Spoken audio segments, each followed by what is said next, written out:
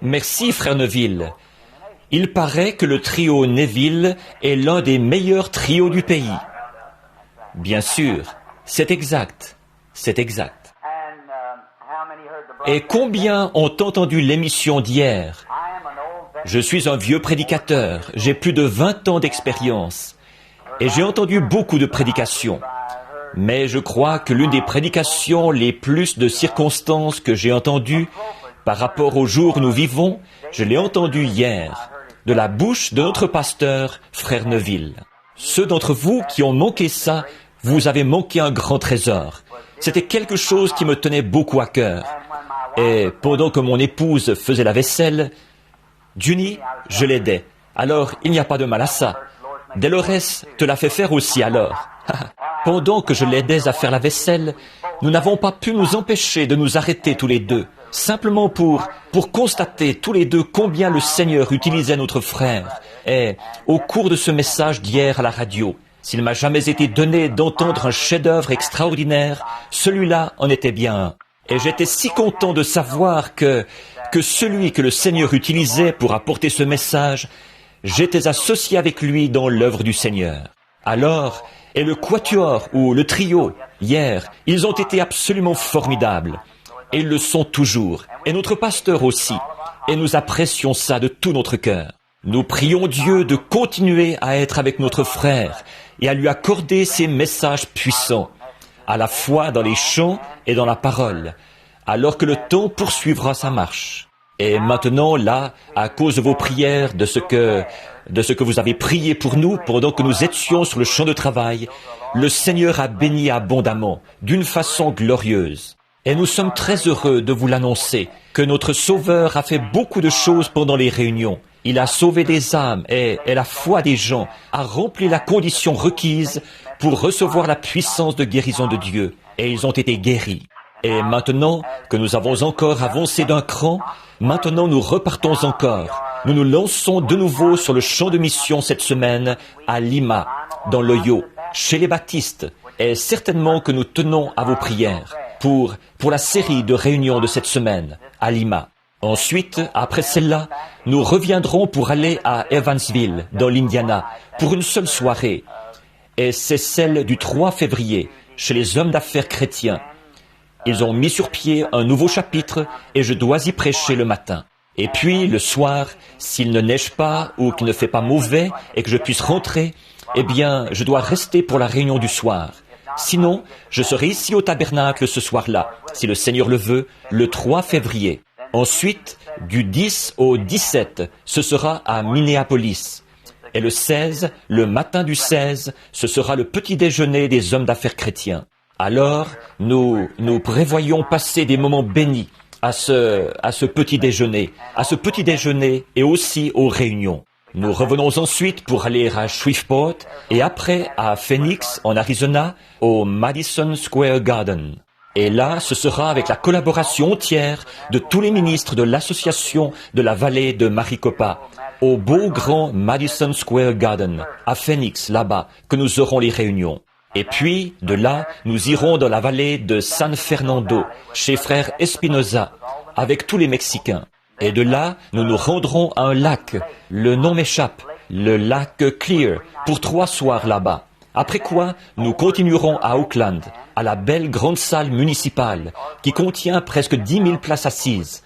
Et c'est l'association pastorale de Twin City qui parrainera la série de réunions. Nous remercions Dieu pour ça, et nous prions qu'il réponde abondamment sa bénédiction sur nous. Une note de mon secrétaire, un instant. Vous voyez, il faut que je la mette à une certaine distance de moi. Très bien, oui, c'est quelqu'un qui veut me voir après la réunion. Des frères dans le ministère qui sont ici, les frères Martin. Très bien, frère, nous nous verrons tout de suite après la réunion dans le bureau des diacres.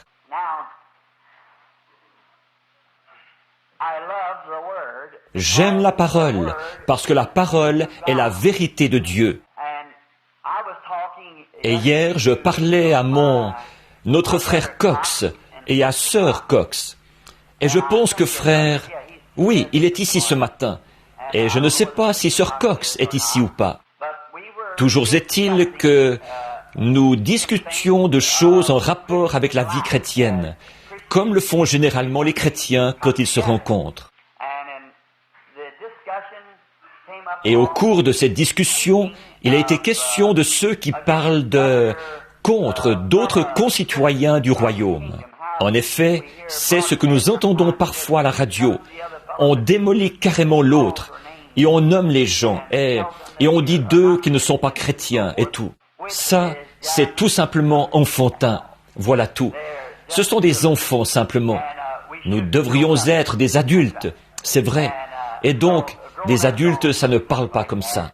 Mais nous parlions, et frère Cox et moi, et j'ai dit, eh bien moi, j'ai pris la ferme décision dans mon cœur de prêcher contre le péché. Seulement contre le péché. Je le dénonce, et c'est tout. Quant à savoir à qui c'est destiné, c'est Dieu qui peut diriger cela où ça doit aller. Il y avait un petit garçon, une fois, dans le sud, dont on racontait qu'il s'était agenouillé au milieu d'un rang qu'il venait de labourer. Et un membre du clergé qui passait par là a entendu ce petit garçon qui récitait l'alphabet.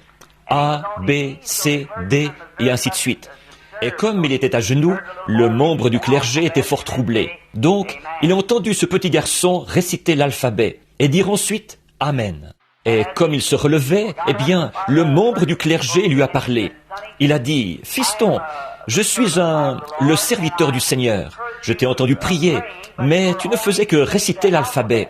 Et je ne comprends pas pourquoi tu ne faisais que réciter l'alphabet. » Il a dit « Monsieur, je ne sais pas prier. » Il a dit « Je n'ai jamais prié. Mais ma mère et mon père qui sont déjà partis au ciel, eux, ils priaient. » Et il a dit « Maman, elle est morte quand j'étais tout petit garçon. Mais je me rappelle l'avoir entendue. Quand elle avait des problèmes, elle s'adressait au Seigneur. Elle priait.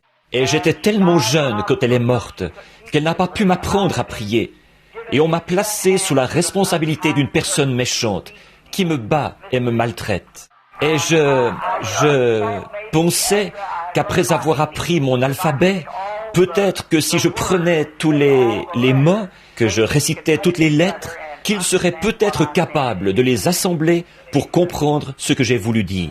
Voilà une prière remplie de sincérité. Bien sûr qu'il serait capable de les assembler. Ce n'est pas notre manière de prier, ce qui sort de nos lèvres, mais c'est notre motif, dans notre cœur, que Dieu entend. Parfois, il n'entend pas nos lèvres, il entend notre intention, ce qu'il y a dans notre cœur, notre motif. Et ainsi, donc, hier, j'ai été très frappé de voir ce qu'il en est de cette époque. Et comme nous sommes au tabernacle, je pourrais peut-être exprimer certaines choses dont j'ai pensé qu'elles pourraient vous aider ou vous être utiles. Et s'il m'arrivait de dire quelque chose qui ne soit pas gentil, je ne voudrais certainement pas le faire exprès, si c'était en opposition avec la croyance de quelqu'un. Mais si je l'exprimais, ce serait seulement par amour. Et ce que je voudrais peut-être, c'est de redresser la chose. Par exemple, les gens qui ne croient pas à la guérison divine et tout. Et si vous n'y croyez pas, eh bien, et que je dise que moi, j'y crois, ce ne serait pas pour chercher à me disputer avec vous, mais pour chercher à l'exprimer aux gens qui, eux, y croient, si vous comprenez ce que je veux dire. Maintenant, je prie que Dieu comprenne, et je sais qu'il comprend. Il comprend ça, nous le savons. Maintenant, je parlais à un homme très instruit du Canada. Et comme nous le savons, les Canadiens sont, si vous en connaissez, si vous avez déjà eu un contact personnel avec eux, ce sont des érudits, très profonds, la plupart d'entre eux. Et là-bas, ils n'ont pas les problèmes que nous avons ici. Et alors, j'ai trouvé que cet homme, qui n'était pourtant pas beaucoup plus âgé que moi, il a probablement 50 ans, il avait les cheveux tout gris et sa moustache était grise. Mais pourtant, il n'avait pas plus de 50 ans. Je lui ai dit, mon frère, quand il est venu à la chambre où je logeais, le pasteur d'une église, je lui ai dit, je l'ai regardé.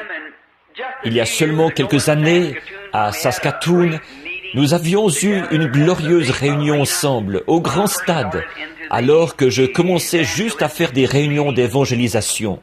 Et il avait les cheveux noirs, sa moustache était noire, et il avait 2 filles, encore jeunes, et maintenant, elles sont mariées, elles ont des enfants. Et alors, je me suis dit dans mon cœur, « Oh, qu'est-ce qui s'est passé ?» Il a dit, « Frère Branham, il y a environ 2 ans, j'avais un peu pensé que le Seigneur m'appelait à aller aux États-Unis pour y travailler. » Il a dit, « Je suis allé sur la côte ouest et j'ai collaboré à une certaine émission qui est diffusée à l'échelle nationale. » Et il a dit, « Quand j'ai vu la malhonnêteté, qu'ils utilisaient tellement mal l'argent qui leur était envoyé, il a dit, « Je ne pouvais tout simplement pas, comme chrétien, rester là plus longtemps. Je suis parti. » Et j'ai collaboré à une autre. Et il a dit, c'était tomber d'un mal dans un pire. Et il a dit, alors j'ai tout simplement continué. Et j'ai découvert tant de choses. Et il a dit, de voir la faiblesse de la chair américaine. J'ai dit, frère, c'est vrai, nous n'avons pas de classe moyenne ici, pour ainsi dire.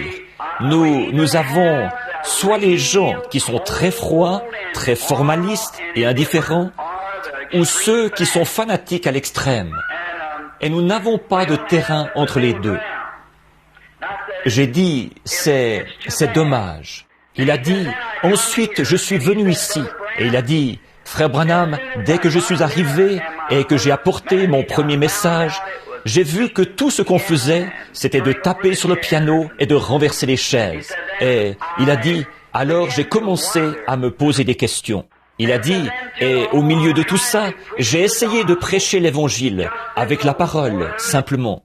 Et à ce moment-là, il a dit, quelque chose s'est passé. Et au bout d'un moment, le Seigneur m'a permis de me frayer un passage jusqu'à l'onction. Et il a amené, le Saint-Esprit est venu parmi nous dans l'amour. Et la paix de Dieu a commencé à envahir le bâtiment. Et il a dit, alors j'ai dit, maintenant le Saint-Esprit est ici. Nous allons maintenant adorer le Seigneur et concentrer nos vies sur Dieu. Il a dit, et là, un petit jeune qui n'avait pas assez de sagesse, ou tout juste assez pour rentrer par la porte, arrive à la chaire en courant. Il disait, « Amen, prédicateur, c'est exact, regardez, l'huile a coulé de mes mains toute la matinée. Alléluia, que les gens s'avancent, et je vais prendre de cette huile d'onction pour la guérison. » Il a dit, « Frère Branham, je lui ai dit, fiston, trouve-toi un siège et assieds-toi. » Et il a dit, « Savez-vous ce qui est arrivé?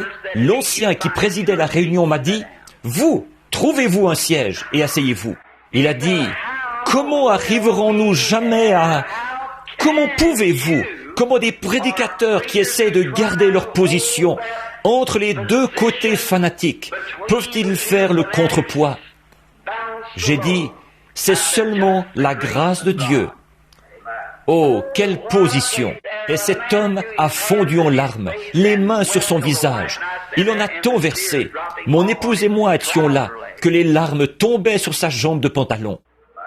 Il a dit, frère Branham, je rentre à Saskatoon pour sortir de ce tas de mauvais esprits.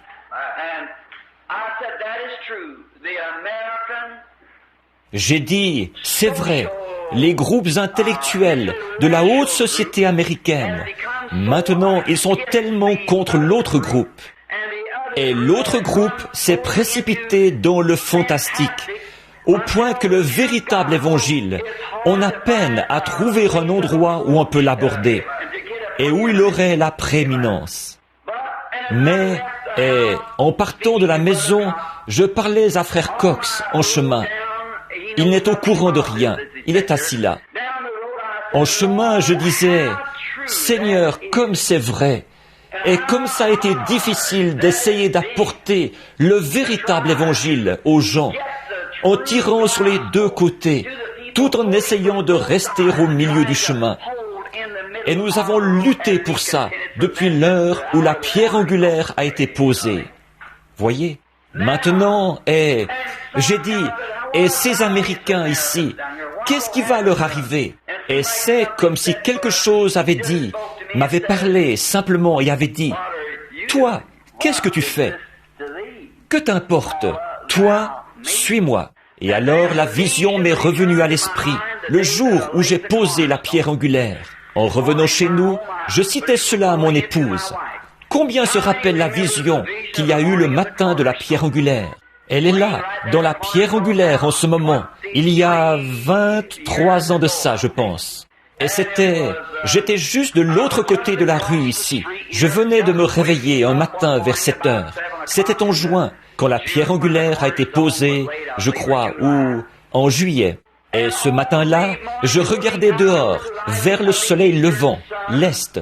Je louais le Seigneur parce que c'était le moment où le tabernacle où la pierre angulaire allait être posée. Monsieur Markham et les autres étaient venus, et un grand nombre de personnes avaient creusé les fondations et tout le reste, et je devais poser la pierre angulaire.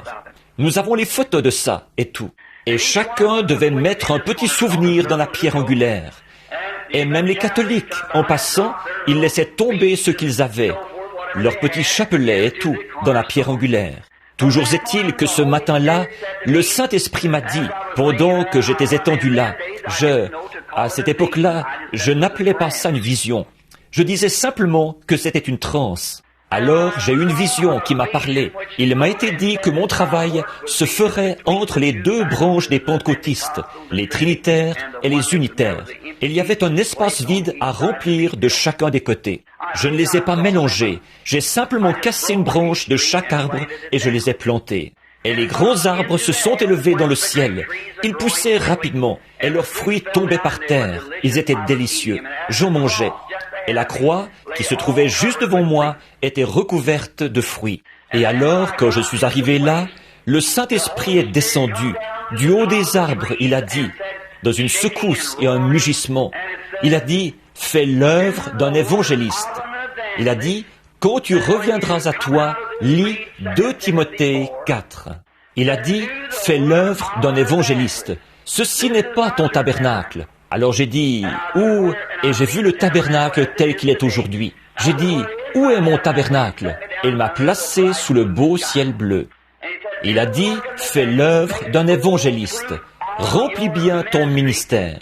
Car il viendra un temps où les gens ne supporteront pas la saine doctrine. Mais, ayant la démangeaison d'entendre des choses agréables, ils se donneront tous une foule de docteurs. Et ils se feront détourner de la vérité et seront attirés dans des fables. N'est-ce pas ce qui s'est passé, mot à mot? Voilà pourquoi je me suis efforcé de m'en tenir strictement à la parole. Et c'est mon sujet de ce soir, sur la parole. Maintenant, ce matin, par la grâce de Dieu, je désire aborder un autre sujet.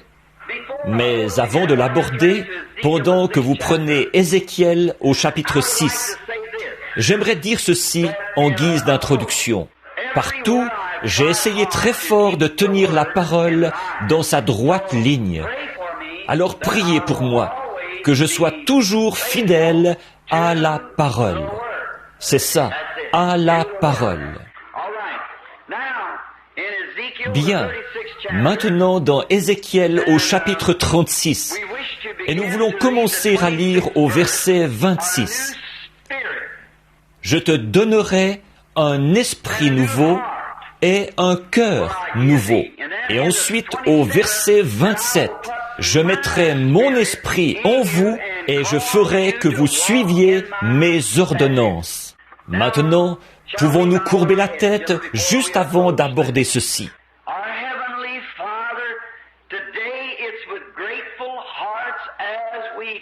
Notre Père Céleste, aujourd'hui, c'est avec des cœurs reconnaissants que nous abordons, dans le silence et dans le respect, ce moment sacré. Alors qu'est-ce qui nous dit que cette heure précise ne décidera pas de la destination éternelle d'une âme qui se trouve ici?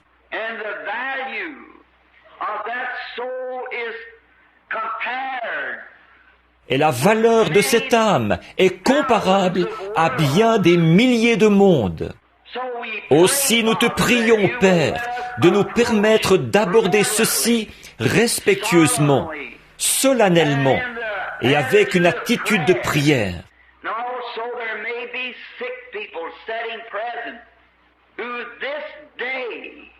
Il se peut aussi qu'il y ait des malades ici présents qui aujourd'hui, l'attitude qu'ils auront reçue par la parole pourrait décider du temps qu'il leur reste sur terre.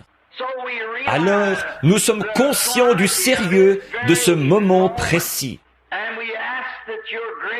Et nous demandons que ta glorieuse présence nous oigne tous, car nous sommes des êtres de la terre. Tu nous as tirés de la terre, et nous retournerons à la terre. Et c'est uniquement pendant que nous vivons dans ce vase terrestre que nous avons le privilège de te servir et d'en gagner d'autres à toi. Alors nous te demandons de permettre que nos cœurs soient soumis à ta parole et puisse le Saint-Esprit prendre la parole et nous la transmettre selon nos besoins. Car nous le demandons au nom de Jésus, ton Fils bien-aimé. Amen. Si je devais intituler pendant quelques instants ce matin, mon épouse me disait l'autre jour, elle disait, « Billy, si tu pouvais réduire tes prédications à 30 minutes, au lieu de 2h30 minutes, je pense qu'elles auraient plus d'effet. » J'ai dit, malgré tout l'amour que j'ai pour toi, et malgré que je sache que c'est la vérité, mais tu vois, je n'ai personne d'autre pour me conduire que le Saint-Esprit. Et je ne sais rien faire de plus que de continuer à parler tant qu'il continue à m'alimenter. Alors c'est comme ça que je dois faire. Et même quand je m'arrête, quand il bénit et quand il ne bénit pas, alors je suis bien malheureux, et mon auditoire aussi. Et c'est pareil pour tout ministre qui parle par inspiration. Mais si mon sujet de ce matin, si je devais l'intituler, ce serait « L'imitation du christianisme ». Imiter le christianisme. Dans les Écritures, ici, ce qui est la parole de Dieu, nous lisons ici que le prophète, qui avait parlé d'un jour nouveau, or Ézéchiel prophétisait ou prédisait ce qui allait arriver dans un âge à venir, et non dans son âge. Mais un prophète, c'est un voyant, et il est comparé dans la Bible à l'aigle, qui monte très haut dans les airs. Et plus on monte haut, plus on peut voir loin. Donc l'aigle s'élève dans les airs, beaucoup plus haut que tous les autres oiseaux. Il n'y a aucun oiseau qui peut suivre l'aigle. Et il n'y a pas d'œil comme celui de l'aigle. Le faucon ne peut absolument pas rivaliser avec l'aigle.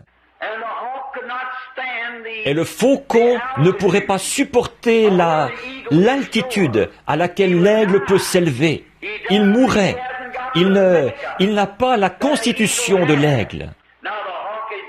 Bon, le faucon est un oiseau, et les autres oiseaux aussi. Mais l'aigle a été fait ainsi parce qu'il est un oiseau qui s'élève très haut dans les airs. Il peut monter tellement haut qu'il voit des choses que les autres oiseaux ne peuvent pas voir, parce qu'il est plus haut. Et Dieu, quand il a fait l'aigle, il l'a fait dans ce but-là, parce que son nid se trouve plus haut que les autres. Ses petits sont là-haut dans le nid, et ils se nourrissent sur le sol.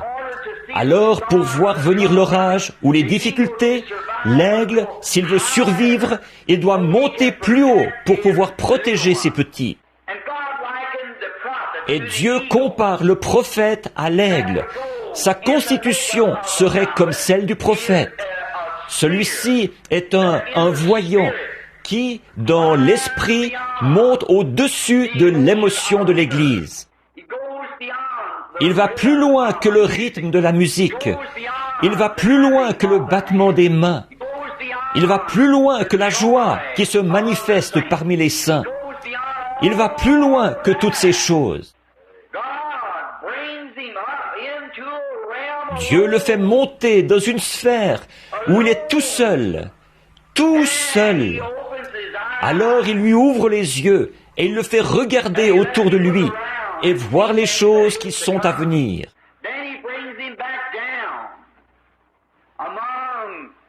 Ensuite, il le fait redescendre au milieu des membres du corps pour leur annoncer d'avance ce qui est en voie d'arriver. Donc Dieu avait fait monter Ézéchiel haut, très haut, et lui avait fait parcourir 2600 ans du regard. Pensez-y. Bon, et il lui avait un prophète, c'est aussi un don de connaissance. Une connaissance, c'est, par exemple, un avocat qui étudie les livres. Quand vous engagez un avocat pour plaider votre cause, tout ce qu'il fait, il se sert de ce qu'il connaît. Et vous le payez pour ce qu'il connaît, pour qu'il présente votre cause devant le juge.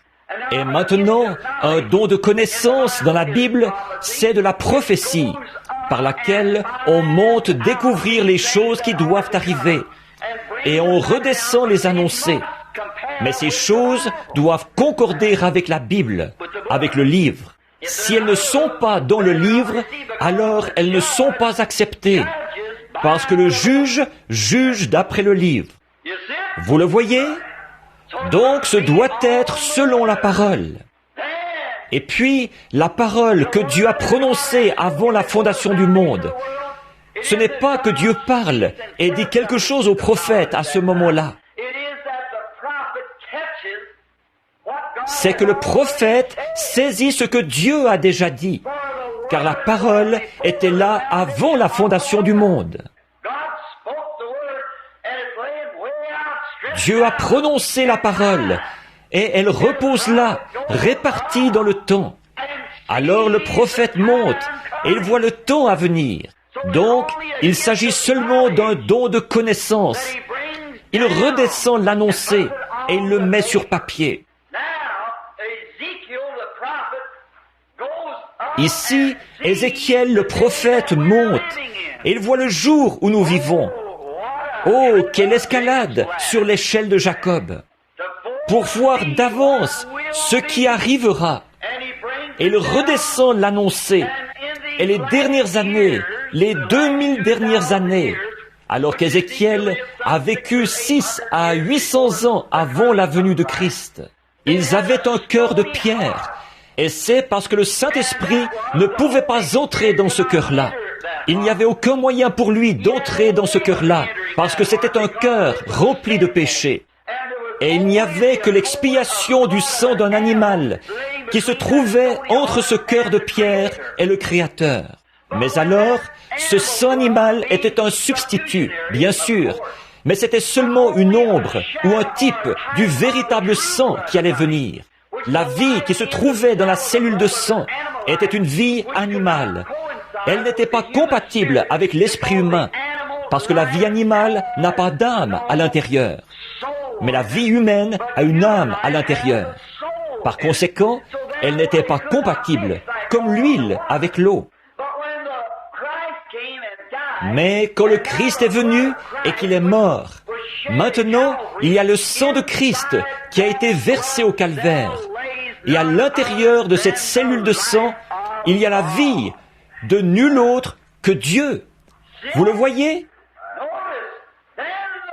Remarquez, à ce moment-là, l'adorateur se présente devant Dieu avec le sang approprié, qu'il s'est approprié.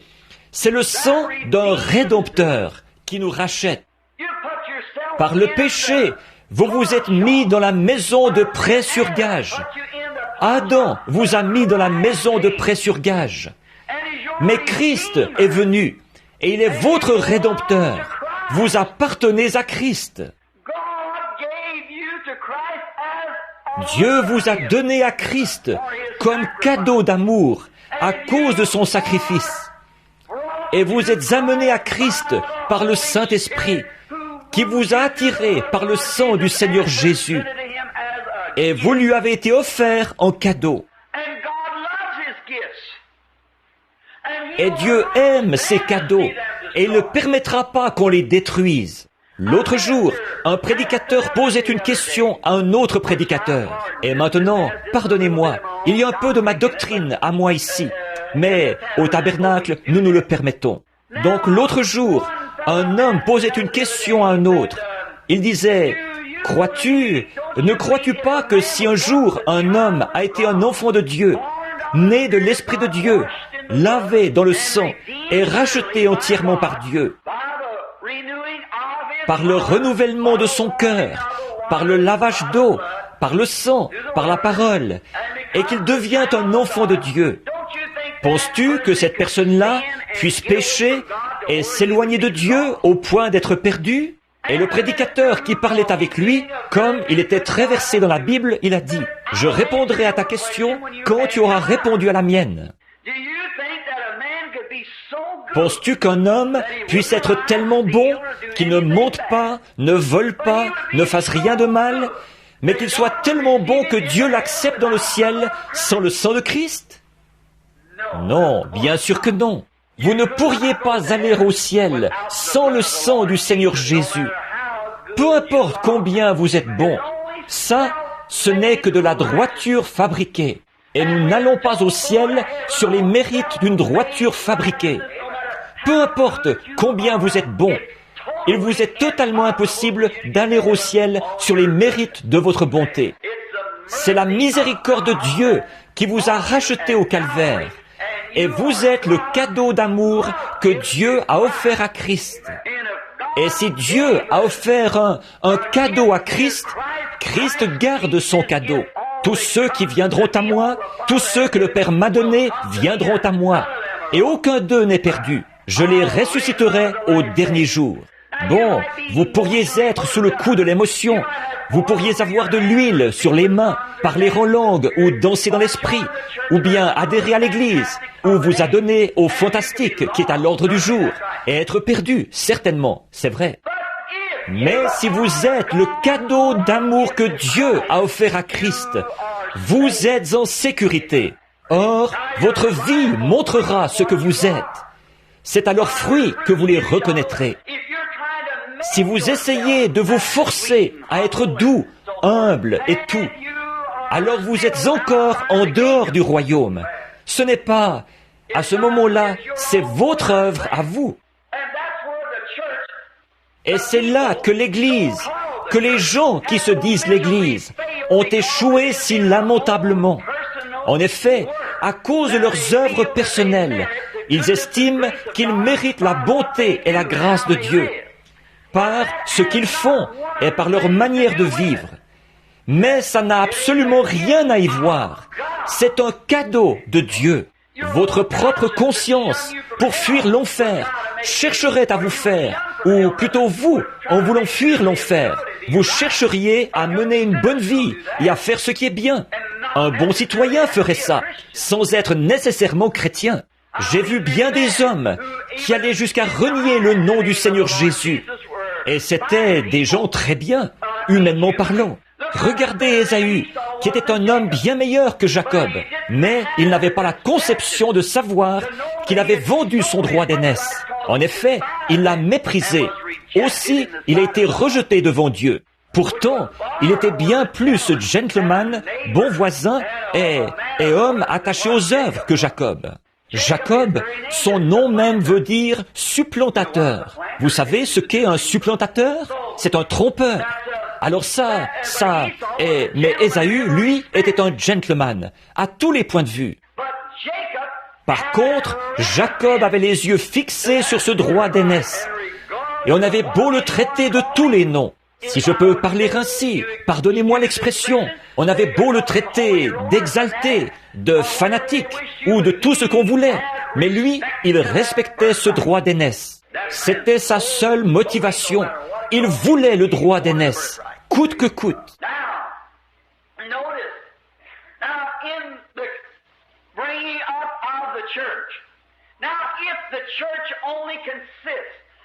Maintenant, remarquez là, pour ce qui est de l'Église.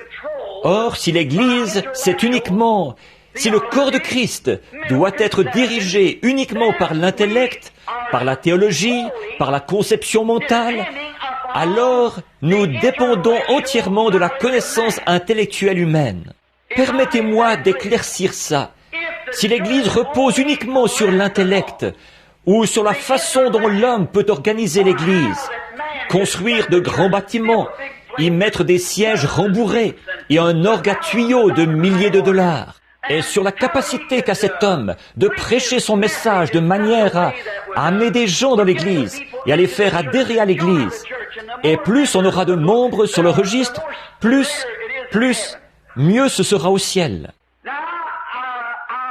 Maintenant, je veux que vous saisissiez ceci et ne vous en écartez jamais.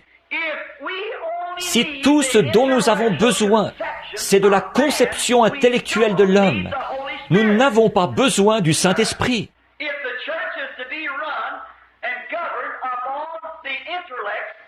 Si l'Église doit être dirigée et gouvernée par l'intellect, par le programme pédagogique et par l'intellect humain, nous n'avons pas besoin du Saint-Esprit.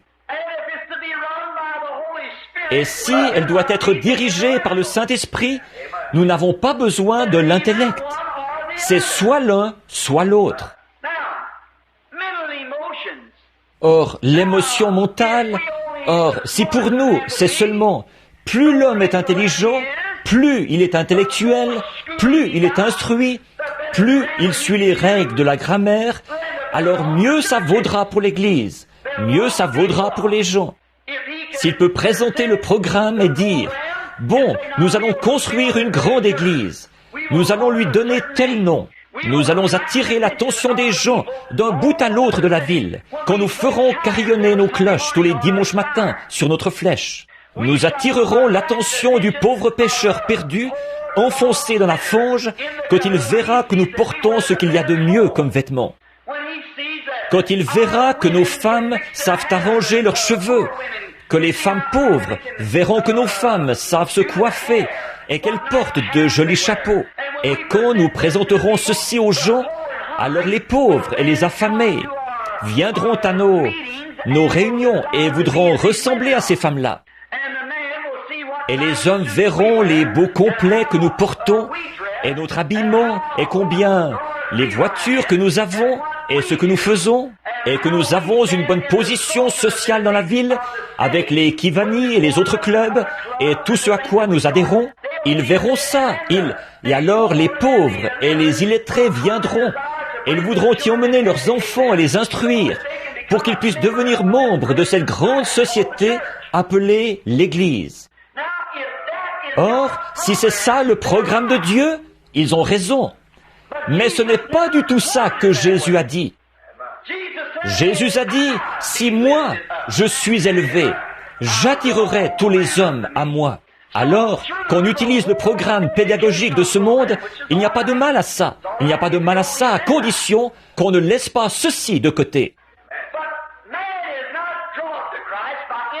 Mais l'homme n'est pas attiré à Christ par l'intellect, par la théologie.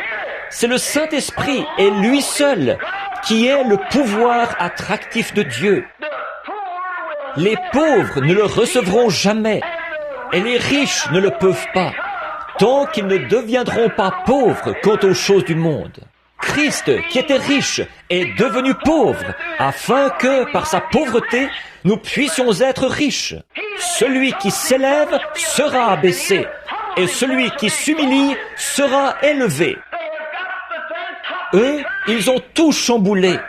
Ils essayent d'attirer des hommes dans l'Église par des discours intellectuels. Ce qu'il nous faut, ce n'est pas des discours intellectuels, mais c'est le baptême du Saint-Esprit, avec la puissance et les démonstrations et manifestations de l'Esprit. C'est ça qu'il nous faut pour attirer des hommes à l'Église. C'est l'onction attractive du Saint-Esprit. Les écoles et les séminaires, c'est formidable, je n'ai rien contre, mais ce n'est pas ça le programme de Dieu. Dieu a choisi les ignorants et les illettrés, des hommes qui ne parlaient pas comme il faut, des hommes qui ne savaient même pas lire leur propre nom. Comme la Bible dit, c'étaient des hommes du peuple, sans instruction, mais ils étaient allés à une bien meilleure école. En effet, quand ils ont guéri l'homme qui était à la porte appelé la Belle, on les a reconnus pour avoir été avec Jésus. La voilà l'école. Et là, avec le genre d'église intellectuelle que nous avons aujourd'hui, en Amérique et partout dans le monde, quand nous allons à une école de ce genre-là, alors le chrétien, le croyant, le membre d'église, en lisant sa Bible, il voit qu'il doit essayer d'être humble, qu'il doit essayer d'être comme ça. Mais en agissant ainsi, il n'en produit qu'une imitation charnelle. Je veux que ça pénètre profondément. Une comparaison charnelle. Il essaie de jouer un rôle, quelque chose qu'il n'est pas vraiment dans son cœur. Dans son cœur, il pense quelque chose. Et il essaie de se montrer autrement. Et la vraie expression pour ça, c'est que ça fait de lui un hypocrite. Jésus a dit, hypocrite, comment pouvez-vous dire de bonnes choses? Car c'est de l'abondance du cœur que la bouche parle. Si ce que vous dites ne concorde pas avec ce que vous avez dans le cœur, que votre cœur pense une chose et que vous en dites une autre, ça fait de vous un hypocrite. Le mot même pharisien veut dire acteur. Ils pratiquaient leur religion comme un rôle, car ils avaient un cœur de pierre.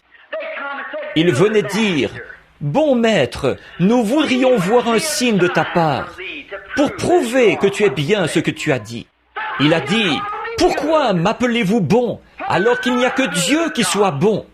Il a dit, « C'est ce que recherche la génération faible et adultère, et il leur sera donné un signe.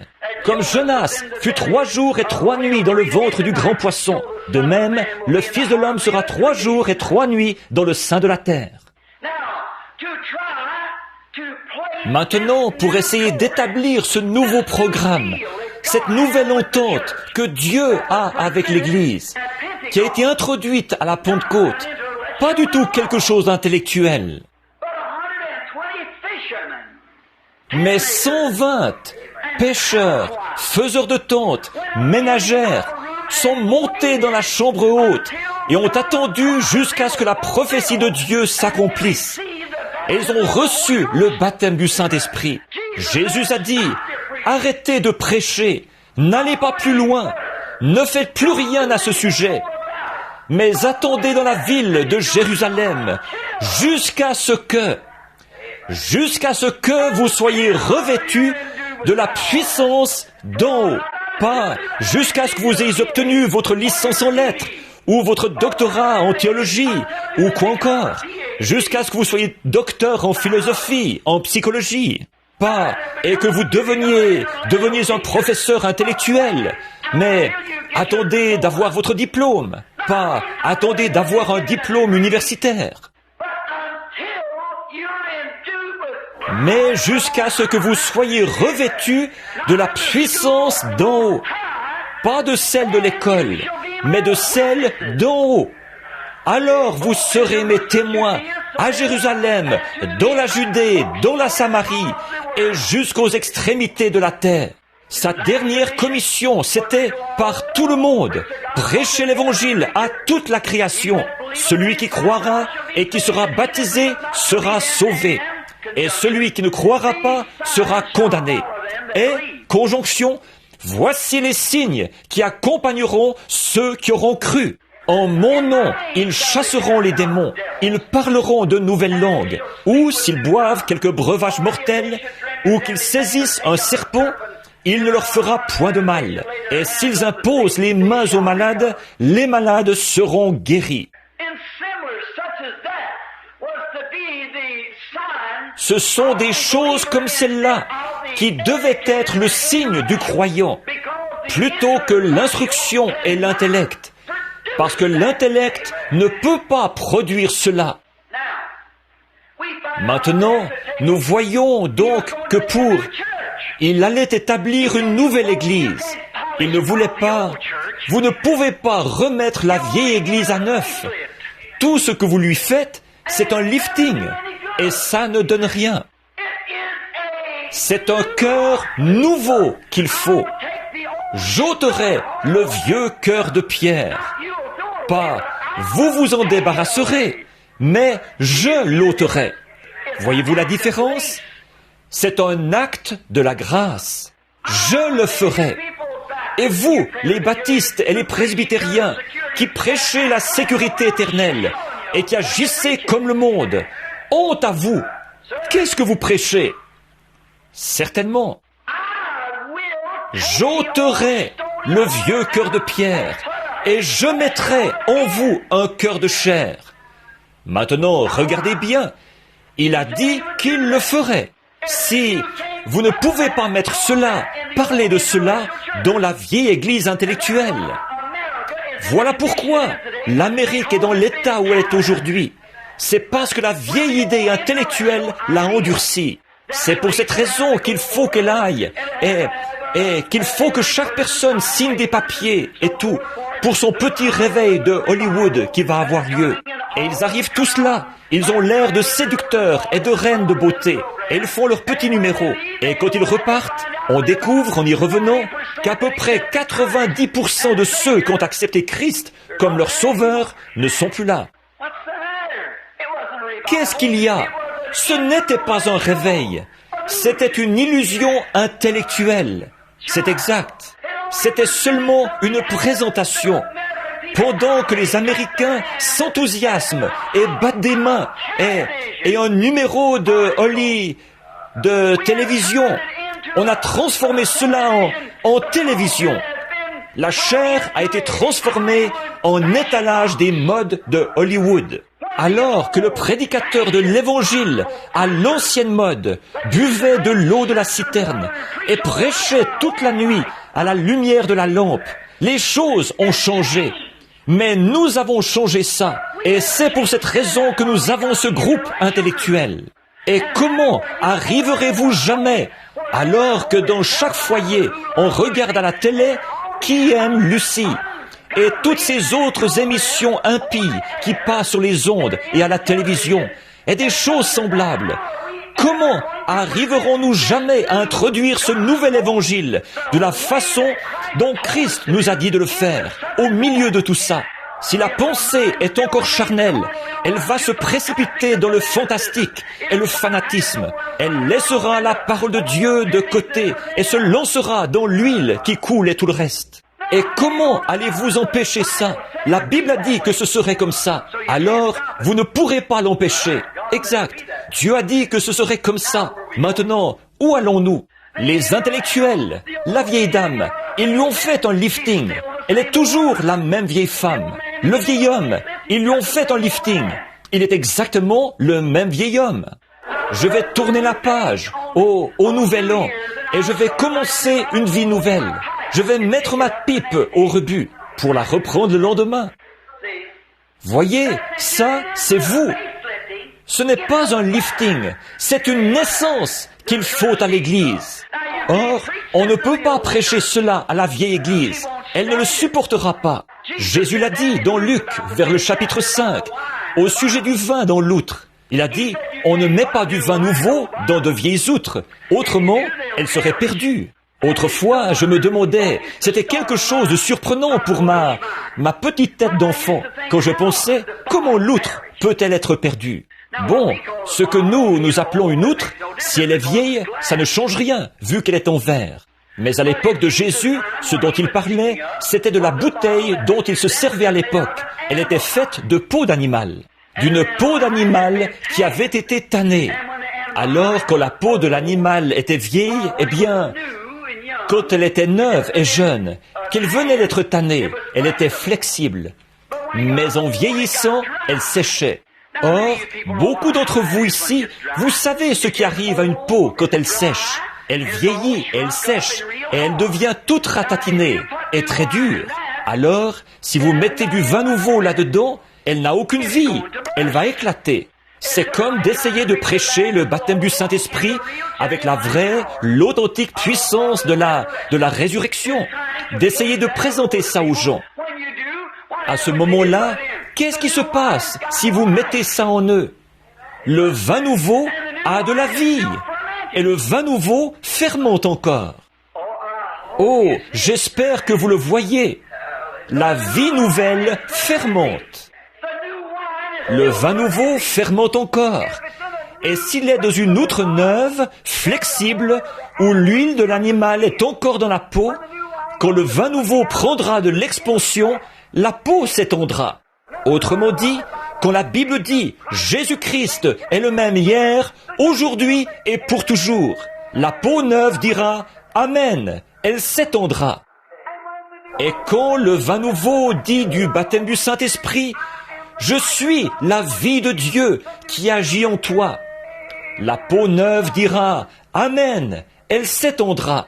Quand le vin nouveau dira que le Saint-Esprit est suffisant pour notre guérison aujourd'hui, le vin nouveau s'étendra. Le vin qui est la parole.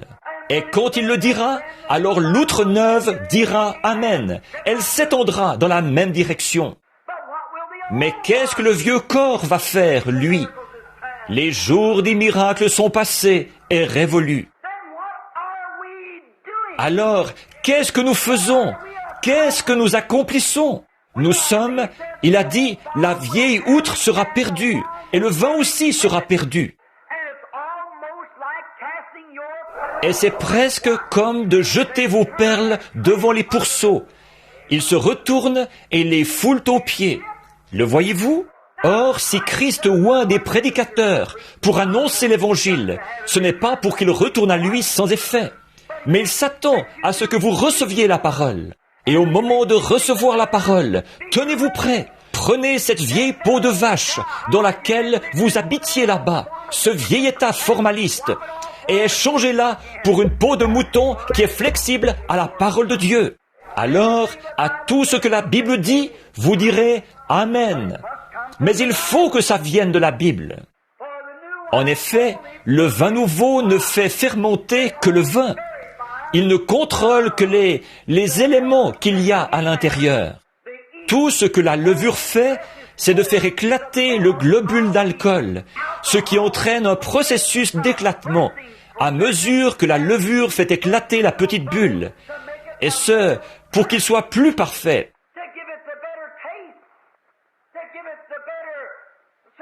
Pour qu'il ait un meilleur goût, pour qu'il ait plus de force, pour qu'il soit plus corsé, pour l'empêcher de surir. Amen.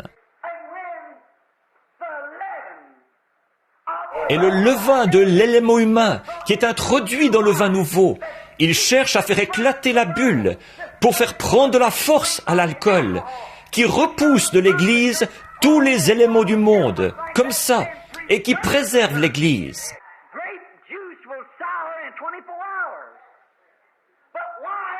Le jus de raisin surit en 24 heures, mais le vin ne surit jamais, parce que le germe de vie se trouve dans le vin. Il fermente, il se développe, il stérilise. Et plus il est vieux, meilleur il est. Et voilà, c'est ça. Le vin nouveau, on peut seulement le mettre dans des outres neuves, des outres pentecôtistes. Dieu en a rassemblé 120 dans la chambre haute, après qu'il les a eu huilés par sa parole, qu'il les a eu assouplis et renouvelés, qu'il a fait sortir d'elle toute la vieille orthodoxie, le vieux système. Dieu avait 120 outres dans la chambre haute, avec le goulot bien tendu vers le haut et un entonnoir au-dessus. Et quand la pluie du Saint-Esprit s'est mise à descendre, ces outres ont été tellement vivifiées qu'elles sont sorties en courant, en prêchant l'Évangile. Elles sautaient partout. Et l'une d'elles est montée d'un bond sur une souche. Et elle a dit, c'est ici ce qui, tout de suite un retour à la parole. C'est ici ce qui a été annoncé par le prophète Joël. Dans les derniers jours, dit Dieu, je répondrai de mon esprit, de mon vin nouveau, dans mon corps nouveau. Ils avaient tout un réveil. C'est ça l'ordre établi par Dieu. Voilà 2 de ces outres qui arrivent, toutes débordantes. Et il y avait là un homme qui avait une infirmité. Et cet homme qui avait une infirmité, quand il a touché la main de l'une d'elles, eh bien, son infirmité est partie. Et il en a eu à son tour. Il s'est mis à sauter et à louer Dieu. Il est entré en courant dans le temple, en criant et en glorifiant Dieu. C'est ça, l'ordre établi par Dieu. Pas un diplôme d'une grande école, mais une expérience vivante, active du Saint-Esprit. Pas du fanatisme, mais le vrai, l'authentique Saint-Esprit en action. Puissiez-vous le voir, c'est ma prière. Maintenant, remarquez l'ordre de l'Écriture. Il est parfait. Dieu a dit, d'abord, j'ôterai le vieux cœur de pierre. Vous ne pouvez rien recevoir. Ensuite, il a dit, je vous donnerai un esprit nouveau. Or, ce n'est pas le Saint-Esprit, ça. La voilà, l'erreur. Beaucoup de gens, bien des gens plutôt, viennent prier à l'autel, et ils s'agenouillent là pour prier. Et en priant, ils se sentent un peu mieux. Ils vont peut-être se lever et repartir, et sauter par-ci, par-là, pendant un petit moment, et quelque temps après, on s'aperçoit qu'ils sautent, puis c'est encore à recommencer. Ils n'ont jamais reçu le Saint-Esprit.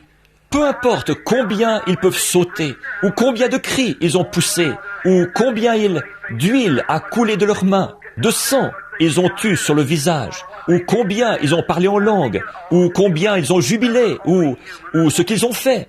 Ça n'a absolument rien à voir. Ça, c'était seulement de l'émotion humaine. Ils ont reçu un esprit nouveau, et ils se réjouissent avec celui-ci. Je vais dire quelque chose, et je veux que ça pénètre en profondeur. Que Dieu nous aide. Il y a le côté émotif de l'Église qui prétend être rempli du Saint-Esprit aujourd'hui. Il y a beaucoup de fanatisme au milieu d'eux, et ils partent en courant avec ça, parce qu'ils ne tiennent pas compte de la parole. Ils se rassemblent simplement. Oh, on a une réunion glorieuse. Alléluia, alléluia, alléluia. Or, quand vous faites ça et que vous ne portez pas le fruit de l'esprit, alors vous êtes dans l'esprit nouveau. Avant, vous n'agissiez pas comme ça, c'est vrai, mais il a fallu que Dieu vous donne un esprit nouveau. Voyons, avec l'esprit que vous aviez, vous n'arriviez même pas à vous entendre avec vous-même. Alors, comment auriez-vous pu vous entendre avec Dieu ? Donc, il a fallu que Dieu vous donne un cœur nouveau, pas un cœur rapiécé, un cœur nouveau. Ça, c'est votre intellect, avec lequel vous pensez, une nouvelle manière de penser. Alors, une fois qu'il vous donne une nouvelle manière de penser, oui, c'est exact, la Bible a l'air d'avoir raison. Avant, je ne croyais pas cela, maintenant j'y crois. Le voilà, là, votre grand réveil, voyez ? Ils disent, oui, c'est sûr, je ne veux pas aller en enfer, je veux accepter Christ. C'est bien, c'est bon, ce n'est que le premier pas. Ensuite, il a dit après ça, ensuite, je vous donnerai un esprit nouveau. Qu'est-ce que c'est ? Un nouveau désir. Je veux faire ce qui est bien. Maintenant, je sais que je suis chrétien. Je vais en fumer encore une, et puis je vais les mettre au rebut, voyez ? Et je vais juste voir. Je vais juste rester à la maison pour ce soir, tu sais. Je vais juste, tous ces petits, juste, c'est exactement ça.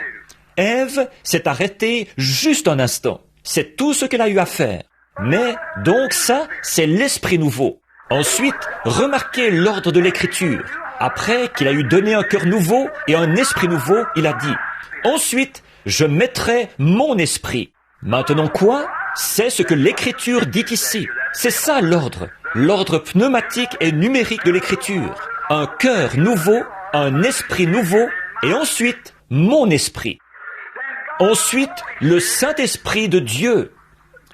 Le cœur nouveau que Dieu a mis en vous. Il est en plein centre de vous. C'est ce qui vous pousse, d'où proviennent vos émotions. Et l'esprit nouveau est en plein centre du cœur nouveau. Et l'esprit de Dieu, le Saint-Esprit, est en plein centre de votre esprit nouveau. Et de là, c'est lui qui contrôle vos émotions. C'est comme le ressort principal d'une montre de marque connue et qui se remonte automatiquement. Vous n'avez pas à le remonter tous les jours. Dieu l'a remonté une fois pour toutes. Et il est situé en plein centre de votre vie nouvelle. Et ce ressort principal, à mesure qu'il se détend, et que la montre continue son tic-tac, il contrôle chaque petit élément de cette montre pour qu'elle marque l'heure parfaitement. De même, quand le Saint-Esprit, pas le nouveau diplôme, pas la nouvelle église, pas la nouvelle pensée, pas la nouvelle émotion, pas la nouvelle huile, pas la nouvelle danse, pas la nouvelle lèvre, pas la nouvelle langue, pas le nouveau ceci, pas le nouveau chapeau. Mais quand Dieu place son esprit au centre de votre esprit nouveau, alors vous n'avez pas à faire semblant d'être humble, vous n'avez pas à faire semblant d'être chrétien. C'est lui qui contrôle tout ce qu'il y a à l'intérieur de vous. Il fait de vous une personne convenable. Il discipline l'Église. Il fait que les dons se manifestent parfaitement. Et si on doit vous faire descendre de la place dont vous pensiez qu'elle vous revenait pour vous mettre ailleurs, il vous contrôle. Vous ne prenez pas vos clics et vos claques. Et je ne reviendrai plus jamais. Non, monsieur. On voit par là que le ressort principal n'est pas à l'intérieur. Quand vous vous emportez à la moindre bagatelle, que ça empoisonne votre humeur, s'il se trouve que le pasteur aborde quelque chose qui est dans la parole, et vous, eh bien moi, je ne crois pas ça. Fais attention, vieille peau de vache. Voyez, gare à toi, le nouveau ressort principal n'a pas encore été installé là. Mais il contrôle, il vous fait croire, il vous donne un comportement qui vous rend salé. Et le monde entier a soif d'être comme vous. C'est ça le Saint-Esprit au centre de votre esprit. C'est le ressort principal. C'est à ce moment-là que se joue sous lequel vous êtes. Oh, je n'ai vraiment pas envie d'aller à l'église ce soir. Et ce prédicateur, s'il ne prêchait pas si longtemps, j'aimerais l'écouter quelques minutes.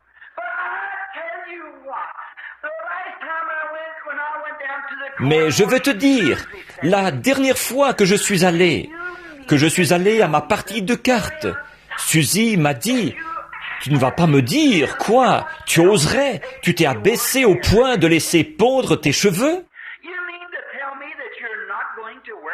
Tu ne vas pas me dire que tu ne porteras plus de shorts, Lydie. Eh bien, voyez-vous, si tout ce que vous avez, c'est un esprit nouveau, voilà, ça vous donnera le coup de grâce. C'est bien simple, c'est vrai. Mais quand vous avez son esprit, il amène toutes les émotions à s'aligner avec précision sur le tic-tac de la parole de Dieu. Il fera tic-tac avec la parole. Vous direz, eh bien, un petit instant là, Suzy. La Bible dit que c'est une abomination devant lui de faire ça. Et l'amour de Christ est entré dans mon cœur. Je l'aime trop pour le faire. Tu vois, je l'aime. Jean, tu ne vas pas me dire que parce que tu as fréquenté cette bande de fanatiques, tu vas refuser de fumer un cigare, alors qu'un nouveau fils vient de naître sous mon toit. Mais vois-tu, Jean, il est dit que nous devons, le Saint-Esprit dans mon cœur me dit que nous devons nous abstenir de toute souillure du monde. Voyez? Non pas, Jean, alléluia, Jean, gloire à Dieu, Jean, gloire au Seigneur, regarde l'huile sur ma main, gloire à Dieu, Jean, je peux parler en langue, alléluia, Non, ce n'est pas comme ça que le Saint-Esprit agit. Non, son tic-tac lui donne un comportement convenable. Comme Paul s'est tenu devant Agrippa et qu'il a présenté la parole, il a dit, « Oh Agrippa !» Et Agrippa a dit, « Paul, tu vas bientôt me persuader de devenir chrétien. » Il a dit, « Agrippa, trouverais-tu étrange, toi qui es juif, alors que la Bible a déjà annoncé et parlé de Jéhovah? Trouverais-tu étrange que Dieu ressuscite les morts? Pas, Agrippa, alléluia, gloire à Dieu, Agrippa, alléluia. Non, ça, ce serait fou. Mais, Agrippa, l'Écriture dit, vous voyez où vous conduit le ressort principal? Dans son tic-tac, il vous ramène là. Vous n'avez pas à vous faire de bile pour ça. Tout fonctionne selon le plan de Dieu. Il vous y ramène par son tic-tac. Ne vous inquiétez pas de ce que vous direz, a dit Jésus. Ce n'est pas vous qui parlerez, c'est votre Père qui demeure en vous. C'est lui qui parlera. Agrippa, toi qui es juif et qui connais toutes les lois de l'Ancien Testament, trouverais-tu étrange, Agrippa, que Dieu ressuscite les morts? Agrippa a dit, Paul, ton trop grand savoir t'a rendu fou. Il a dit, je ne suis pas fou, Agrippa, mais je suis simplement en train de te dire ce que Dieu a fait dans la parole. Voyez? Oh, te voilà devenu un exalté, Paul. Non, Agrippa, je répète simplement ce que Dieu a dit, ici dans l'Écriture, qu'il ressusciterait son Fils, Jésus-Christ, au dernier jour. Et maintenant, Agrippa, trouverais-tu étrange que Jéhovah Dieu, qui a ouvert un chemin à travers la mer Rouge, qui a fait les miracles à cette époque-là, est-ce qu'il n'accomplirait pas des miracles aujourd'hui? Il a dit, Paul, tu vas bientôt me persuader de devenir chrétien. Paul a dit, je souhaiterais que tu sois tel que je suis, à l'exception de ces chaînes que j'ai ici aux mains et à la jambe. C'est là que le ressort, au centre de cet esprit nouveau, qui est dans le cœur nouveau, contrôle chaque émotion. Vous voyez ce que je veux dire? Voilà.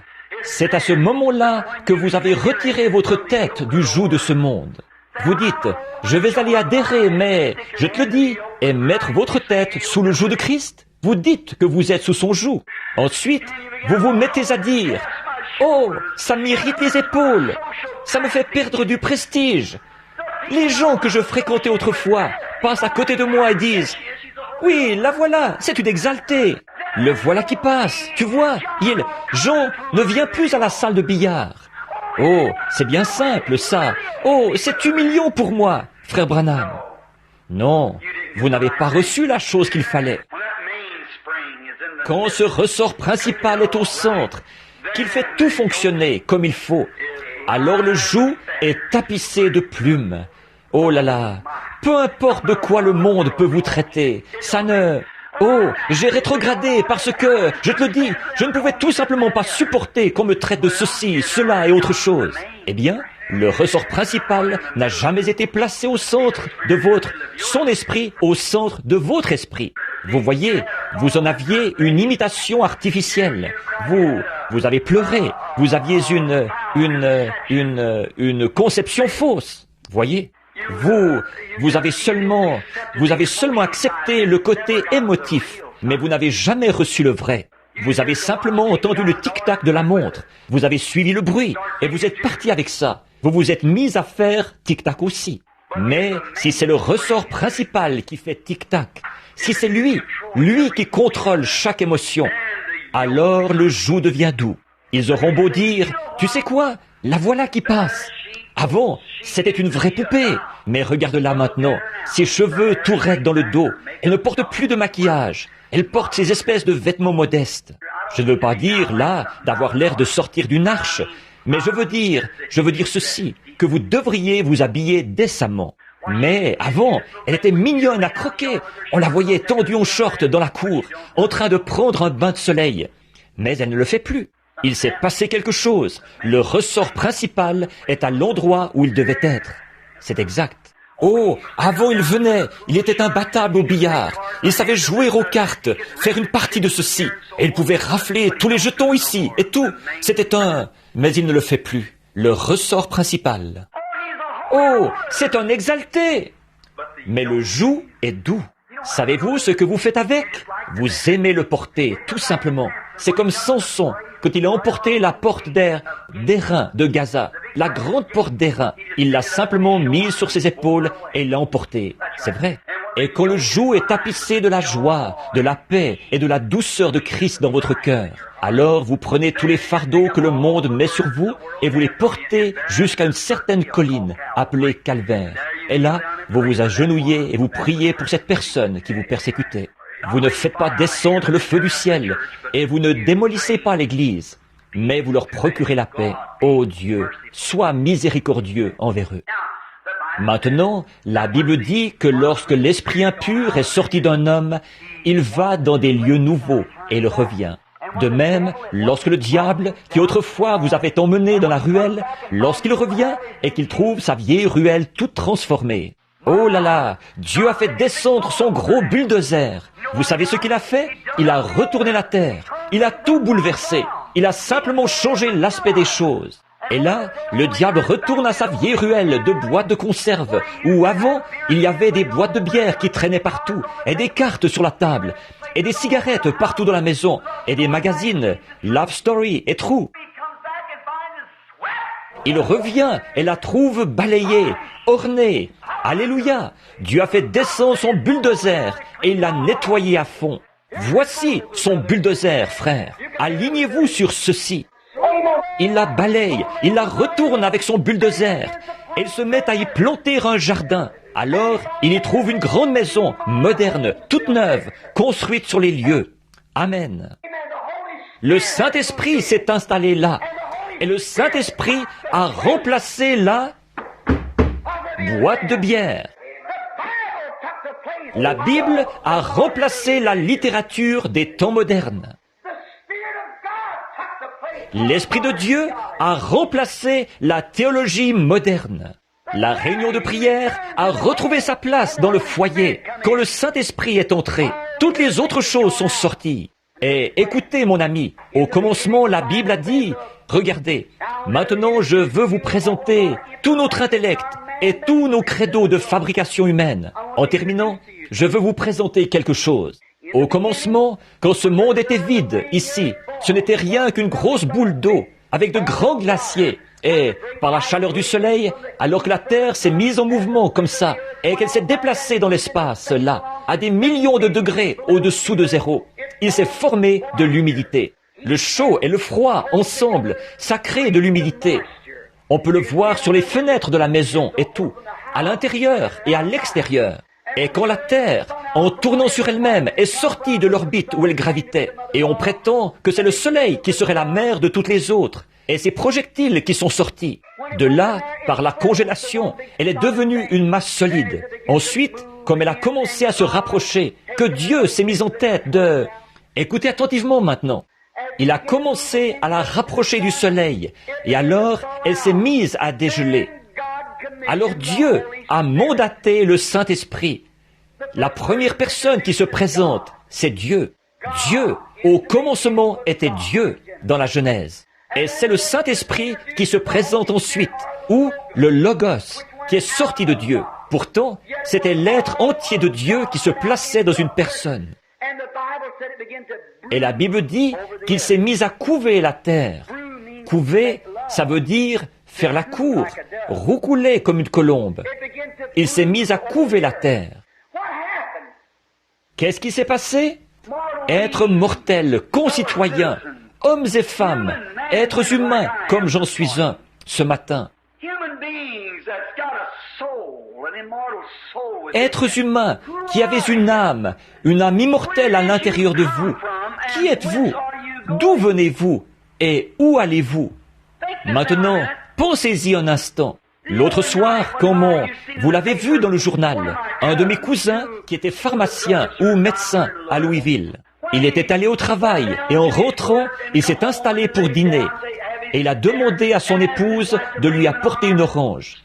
Il est tombé raide mort d'une crise cardiaque. Raymond Branham. Et son frère, Georgie, tous deux mes cousins germains, les enfants du frère de mon père, est allé voir son frère. Et comme il revenait de là, 5 minutes après avoir quitté son frère, on a remarqué la voiture qui allait un peu de travers, qui ralentissait, et on a vu l'homme tomber, assis sur son siège. Il est mort d'une crise cardiaque. Je suis allé au salon mortuaire l'autre soir, et je regardais. Frère Doc était là, et nous sommes entrés. Je parcourais les salles du regard, je regardais les témoignages de respect, les fleurs qui avaient été accrochées sur les murs et partout. J'ai baissé les yeux, et des souvenirs me sont revenus à l'esprit, du temps où j'étais petit et que je jouais avec ces garçons, quand je n'étais qu'un tout petit garçon. Et je me suis dit, il y avait tous ces gens, le salon était bondé, il fallait faire plusieurs rues pour trouver à se garer, tellement il y avait d'amis et de parents là-bas. Et je suis entré, et là, ma cousine, Agnès, m'a sauté au cou et s'est mise à crier. Je l'ai consolée, et ensuite, Dorothy est arrivée, le bébé. Elle s'est mise à crier en me serrant dans ses bras. Elle disait, « Billy, qu'est-ce que nous allons faire ?» Et quand j'ai dit, « Où est tante Lizzie ?» Elle a dit, elle a été prise d'une crise cardiaque. C'est très grave. Elle pourrait mourir d'une minute à l'autre. La mère. Alors je me suis dit, que devient cette grande génération des Branham? Je m'étais dit la même chose quand j'ai vu mon père. Il était dans mes bras, sa tête frisée reposait sur mon bras. Et là, je l'ai vu qui me regardait en souriant pendant que je priais pour lui. Et il est allé rencontrer Dieu. Je m'étais dit la même chose quelques jours auparavant quand Doc, mon frère, là, a pris dans ses bras son propre frère qui avait la gorge tranchée. Un homme en état d'ivresse avait frappé un poteau. La voiture avait été démolie et il avait été tué. Il est mort dans les bras de mon frère. Et de voir papa descendre la rue. Il revenait de chez Madame Kelly, Monsieur Kelly là-bas, en pleurant avec son vieux chapeau noir à la main. Quelques jours plus tard, je le tenais dans mes bras. Il était mourant. Je me suis tenu là à regarder la vieille berceuse. Personne n'était assis dedans et elle s'est mise à se balancer alors que Ruth, ma belle-sœur, allait rencontrer Dieu. J'ai dit, mon chou, veux-tu que j'accroche la photo de Jésus ici? Elle a dit, Billy, non, il est toujours devant moi. Et puis, quand je me suis tenu aux côtés de mon épouse, Hope, la mère de mon fils Billy et de ma petite fille Sharon, je l'ai vue me prendre les mains alors qu'elle me regardait avec ses yeux foncés et qu'elle me parlait du lieu où elle venait d'aller et où elle désirait retourner. Elle m'a dit, « Ne manque jamais de prêcher cet évangile, Billy. Tu ne te rends pas compte de la joie qu'il y a à partir comme ceci. » Et quelques heures plus tard, j'ai posé mes mains sur la tête de mon petit bébé mourant, là-bas, quand je l'ai installé dans les bras de sa mère.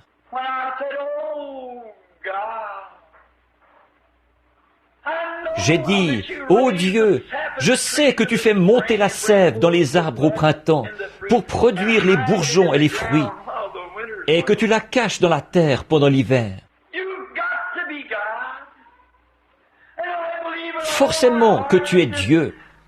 Et je crois de tout mon cœur que ce garçon, ce phénomène né en Galilée il y a 2000 ans, là, qui allait et venait comme l'avaient annoncé les Écritures, à mon avis, il était le Messie qui avait été promis. Ils auront beau dire ce qu'ils voudront, moi, je le crois.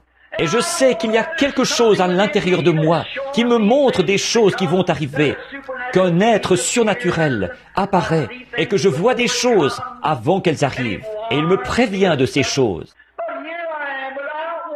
Mais là, me voici, sans avoir été prévenu. Je me retrouve devant cet état de choses. Sa mère gît là, morte.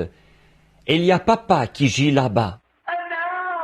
Et maintenant, tu vas me prendre mon petit bébé, me l'arracher, ô Dieu? Est-ce que tu vas faire ça? Reprendre ma petite chérie? Et le drap noir s'est mis à se refermer devant moi. Je savais qu'il l'avait fait. Si le ressort principal n'avait pas été là à ce moment-là. Satan m'a dit, maintenant, qu'est-ce que tu en penses? Même ta petite chérie, ton bébé, il va te la prendre, te l'arracher, comme c'est cruel. Ça, c'était l'esprit nouveau, c'était tout le côté intellectuel. J'étais là, mes os qui battaient ensemble. Je me suis dit, où irai-je? J'irai me saouler. Tu n'as jamais bu de ta vie, mais je le ferai quand même. Il t'a dit de ne pas faire ça, mais je le ferai quand même. Je lui montrerai qui est le patron. J'ai dit, Satan, je ne peux pas. C'est lui le patron. Le ressort principal tenait les commandes. Je suis si heureux qu'il y ait un ressort principal. Quand je marchais sur la route et que M. Isler, ma famille était partie, je voulais marcher jusqu'à... Je ne pouvais pas aller à la tombe. Je marchais simplement sur la route. L'inondation venait tout juste de baisser. Et M. Isler venait sur la route. D'un bond, il est descendu de sa voiture et il a dit, « Billy, je voudrais te poser une question. Je t'ai vu pleurer là-bas, sous la tente. Je t'ai entendu prêcher. Et tu étais tellement enflammé pour le message que tu apportais. Et tu l'apportais aux gens. Maintenant, qu'est-ce qu'il est pour toi à présent? Est-ce que tu l'aimes toujours? Est-ce que tu es encore prêt à dire que tu vas le servir? J'ai dit, Monsieur Isler, même s'il m'envoyait en enfer, je l'aimerais quand même. En effet, quelque chose a été placé ici, à l'intérieur, voyez-vous, ce qui fait que ce n'est plus moi, mais c'est lui. J'étais convaincu d'une chose, ils reposaient dans leurs tombes respectives, d'ici à Walnut Ridge. J'étais séparé de ma famille, mon papa, mon frère, mon épouse, mon bébé. Ils retournaient à la poussière de la terre d'où ils avaient été tirés. Mais je suis conscient d'une chose, ils devaient être ici quand le monde a été formé, puisqu'ils ont été tirés de la terre. Ils étaient ici quand la terre a été formée. Nos corps étaient ici avant la formation de la terre, car nous avons été tirés de la terre.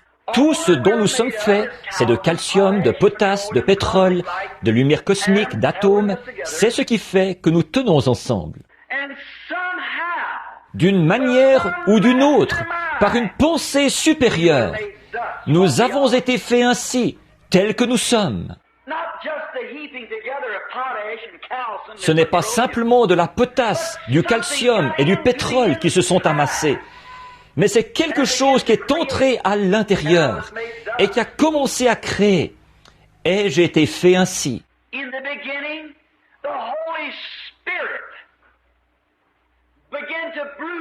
Au commencement, le Saint-Esprit s'est mis à couver sur une étendue désertique. Excusez mon émotion.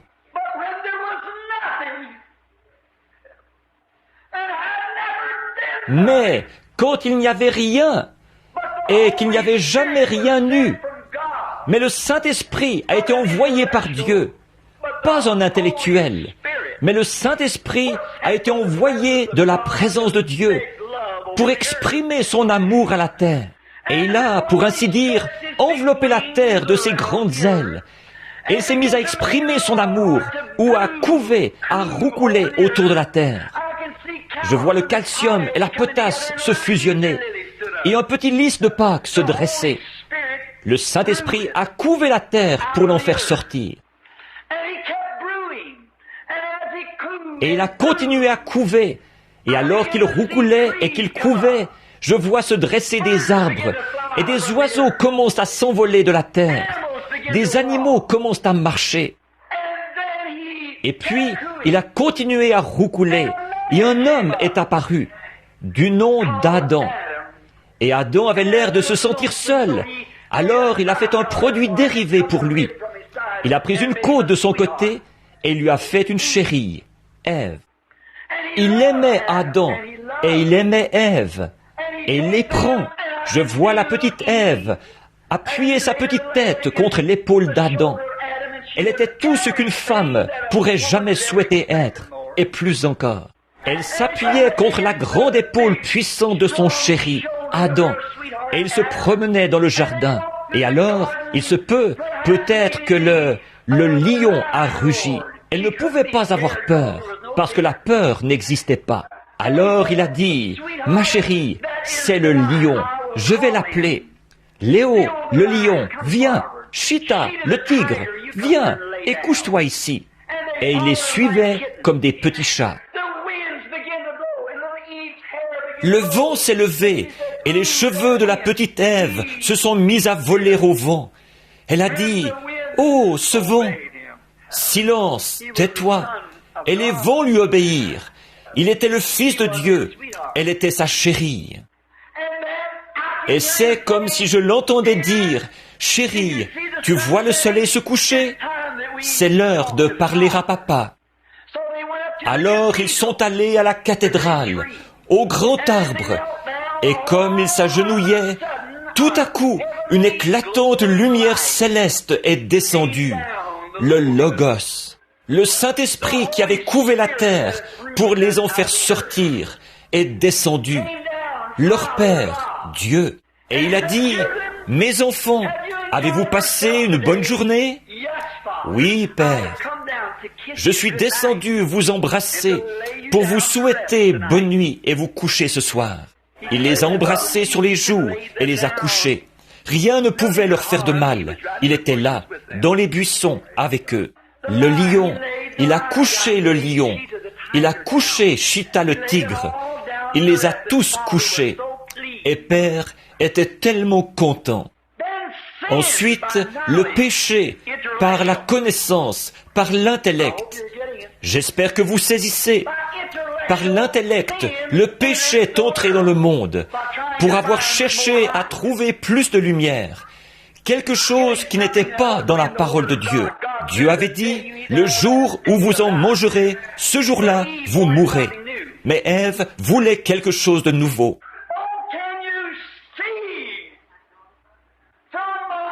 Oh, pouvez-vous voir que dans mon cœur, ce n'est pas que j'essaye de contredire quelqu'un. J'essaie simplement de vous présenter clairement le « Ainsi dit le Seigneur ». La parole, rien de plus. Pas du fantastique et de grandes églises et de l'intellect, mais d'écouter celui qui a couvé la terre pour nous en faire sortir. Le péché est entré. Et maintenant, mon ami, si le Saint-Esprit est le seul instrument dont Dieu s'est servi pour nous faire sortir de la terre, et nous sommes effectivement sortis de la terre, nous étions ici avant que la terre existe. Souvenez-vous, voici un encouragement pour ceux pour qui on va prier.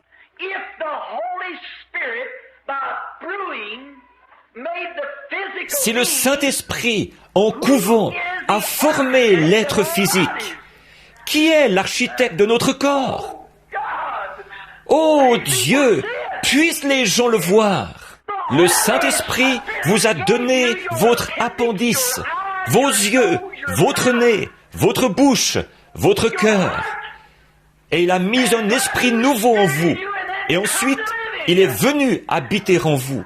N'acceptez aucunement des choses intellectuelles, des concepts théologiques qui sont contraires à la Bible, mais tenez-vous-en uniquement au « Ainsi dit le Seigneur ». Il a été blessé pour notre transgression. C'est par ses meurtrissures que nous avons été guéris. Le Saint-Esprit a couvé son propre corps pour venir y vivre, Jésus-Christ. Quand il a couvert Marie de son ombre, et qu'il a créé ou couvé une cellule de sang dans son sein, ce qui a produit le Fils, Jésus-Christ. C'est là que Dieu lui-même a eu sa demeure sur la terre pendant 33 ans et demi.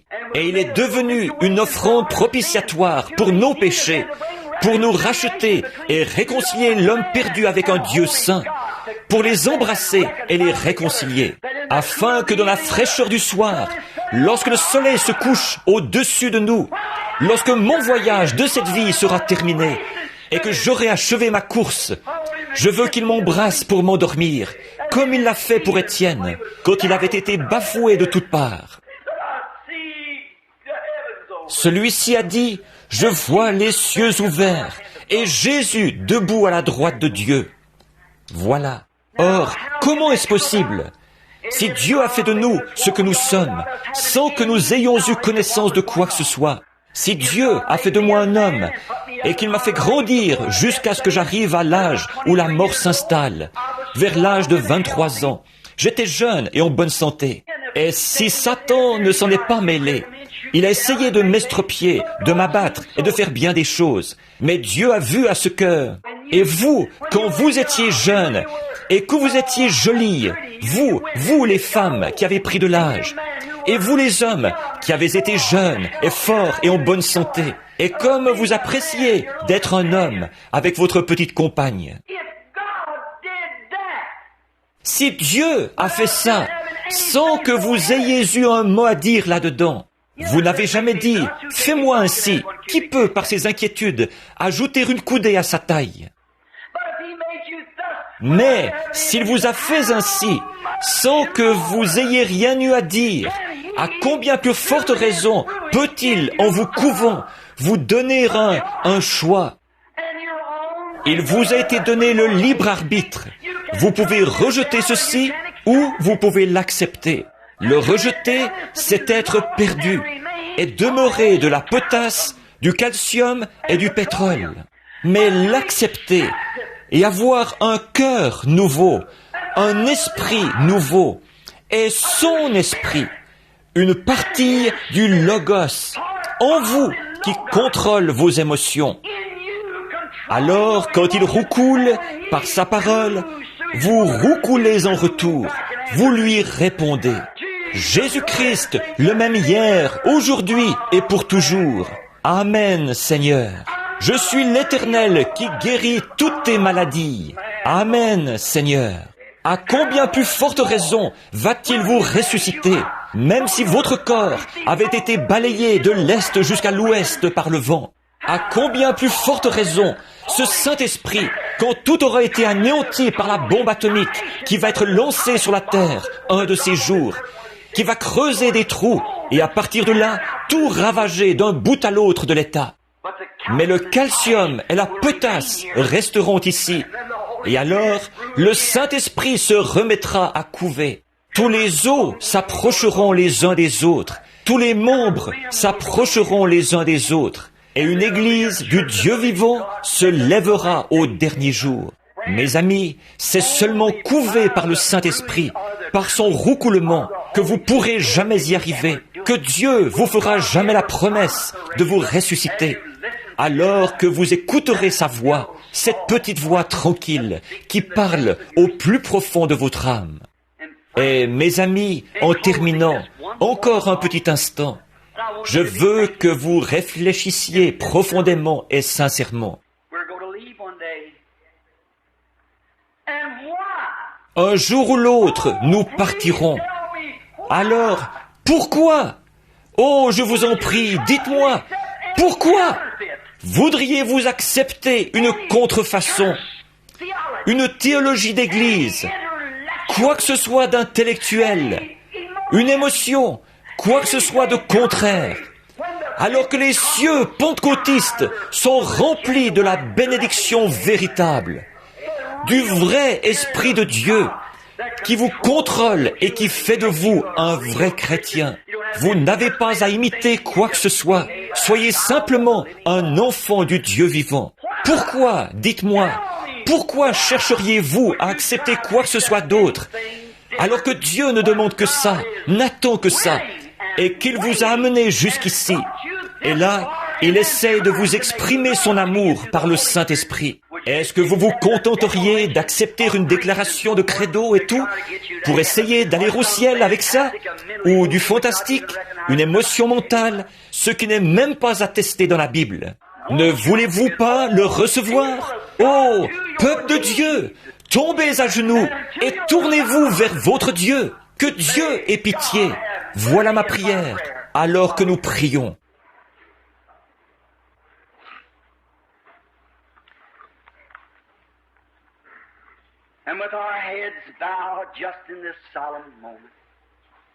Avec nos têtes inclinées, pendant cet instant solennel, alors qu'en ce moment précis, il se peut qu'il y ait sur vous, sur cette église, sur bien des gens ici, réfléchissez profondément, que ce ne soit pas une réflexion superficielle.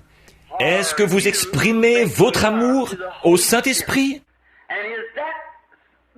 Est-ce que cet esprit qui est dans votre vie amène vos émotions à s'aligner avec précision sur le tic-tac de la Bible? Avez-vous de la patience, de la douceur, de la bonté? On ne teste pas un matériau. Écoutez pendant que vous priez. On ne teste pas un matériau par sa quantité, par son nombre. Combien l'Église est nombreuse. Voilà ce que je veux dire, voyez-vous. On ne le teste pas par sa quantité, mais par sa qualité. On teste un métal par sa force. De même, on ne teste pas l'Église par la grandeur de l'Église ou par le nombre de ses membres. On la teste par sa force, par la Bible. Est-ce qu'elle peut dire « Amen » à chaque promesse que Dieu a faite? Comment se passe votre vie dans la bonté, la douceur, la bienveillance, la patience? Qu'est-ce qui se passe quand quelque chose vous chiffonne? Il y a un petit trou là, qui continue à faire tic-tac, qui vous garde sous son contrôle. Son amour agit dans votre cœur. Est-ce que vous essayez seulement de faire semblant? Oh, réfléchissez là. Et pendant que vous réfléchissez sérieusement et que le Saint-Esprit traite avec vous, qu'il vous couve en disant « Mon enfant, c'est à toi que je parle ». Maintenant, au nom de Christ, avec vos têtes courbées devant Dieu et non devant moi, voulez-vous lever la main pour dire « Ô Dieu, mets ton esprit en moi, voici ma main ». Que Dieu vous bénisse. Il y a beaucoup de mains. Ô Dieu notre Père, au nom du Seigneur Jésus, ton Fils, le Saint-Esprit, toujours là à couver, à attirer, à roucouler, je te demande de prendre aujourd'hui ta place dans le cœur de chaque personne qui a levé la main. Ils t'ont fait comprendre qu'ils ont besoin de toi. Oh, comme ils ont besoin de toi. Et s'ils l'admettent en ce moment, qu'en sera-t-il à l'heure où leur cœur refusera de battre? Qu'en sera-t-il à l'heure où ils sentiront les vapeurs froides de la mort entrer comme une vague? Combien plus l'admettront-ils à ce moment-là? Et que sommes-nous? D'où venons-nous? Et où allons-nous? Père, nous sommes fatigués d'imiter la vie chrétienne. Crée en nous, Seigneur, aujourd'hui, un cœur nouveau, un esprit nouveau, et mets ton esprit, conformément à la parole de ton prophète, au centre de notre esprit nouveau. Et maîtrise-nous par l'amour, la joie, la paix, la longanimité, la bonté, la douceur, la patience et la foi, et que tous les fruits de l'esprit puissent se trouver en nous, alors que nous nous soumettons humblement, que nous soumettons notre âme, notre partie la plus intime. Cette vie qui fait que toute cette potasse, ce calcium et ce pétrole terrestre se rassemblent et tiennent ensemble. Quand elle s'en va, nous retournons à la poussière.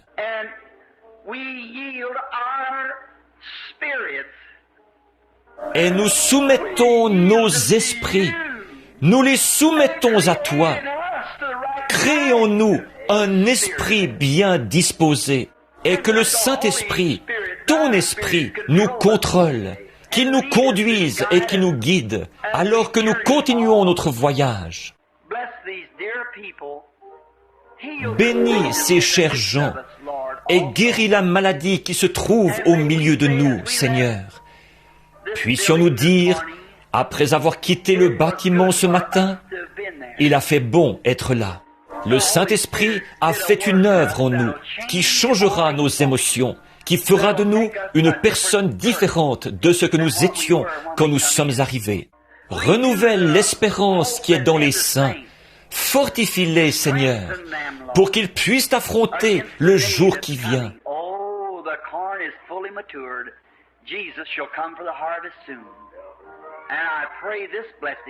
Oh, le maïs est arrivé à pleine maturité. Jésus viendra bientôt pour la moisson. Je te prie d'accorder cette bénédiction au nom de Jésus. Amen. Je pense qu'il serait bon de rester assis tranquillement un petit instant pendant qu'elle joue. J'ai besoin de toi. Oh, comme j'ai besoin de toi. Je me demande à quoi pensait Georgie l'autre soir, quand il venait de quitter son frère mort. Il descendait la rue et il a senti que son cœur s'en allait. Tout est devenu noir devant lui. Et il est tombé en avant sur son siège, en laissant son épouse et ses bien-aimés.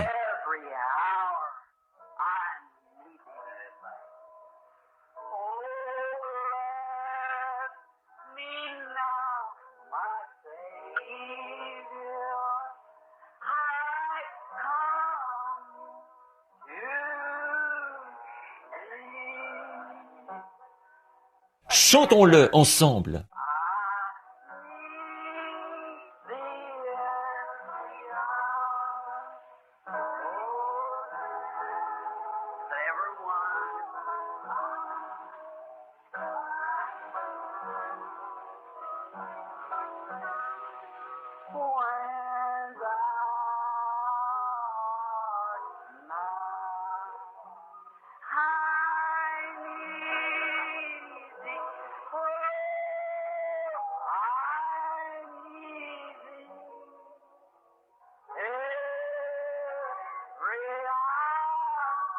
Oh, chacun.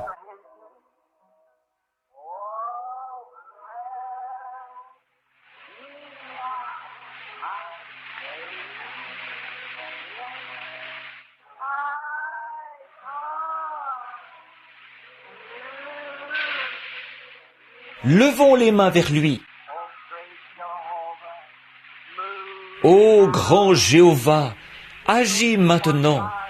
Scelle chacun de ton esprit. Place dans nos cœurs ce quelque chose qui manquait depuis si longtemps. Donne-nous cette victoire, Seigneur, cette victoire triomphante dont nous avons si gracieusement besoin. Veux-tu le faire, Père? Nous nous attendons à toi. Et maintenant, nous prions au nom de Jésus. Amen. Maintenant, je me demande, est-ce qu'il y a des gens pour qui on doit prier? Une dame m'a téléphoné de New Albany. Et quelqu'un? Y a-t-il une dame qui m'a téléphoné de New Al? C'est bien. Bien. Vous êtes ici pour qu'on prie pour vous. Si vous voulez simplement, pendant que nous continuez à jouer le chant que vous jouiez, sœur. Alors juste de ce côté-ci, là, pour la ligne de prière. Si vous le voulez bien, soyez respectueux pendant quelques instants. Mettez-vous en rang, à droite, ici, pour que nous puissions prier pour ceux qui sont dans le besoin.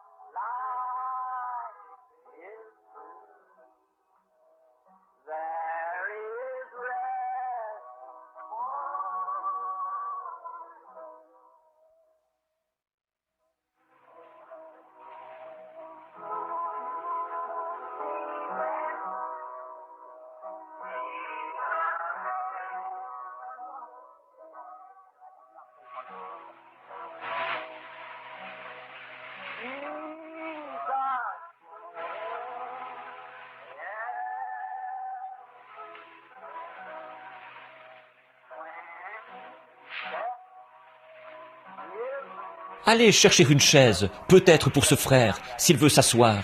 Est-ce que vous préféreriez vous asseoir, frère?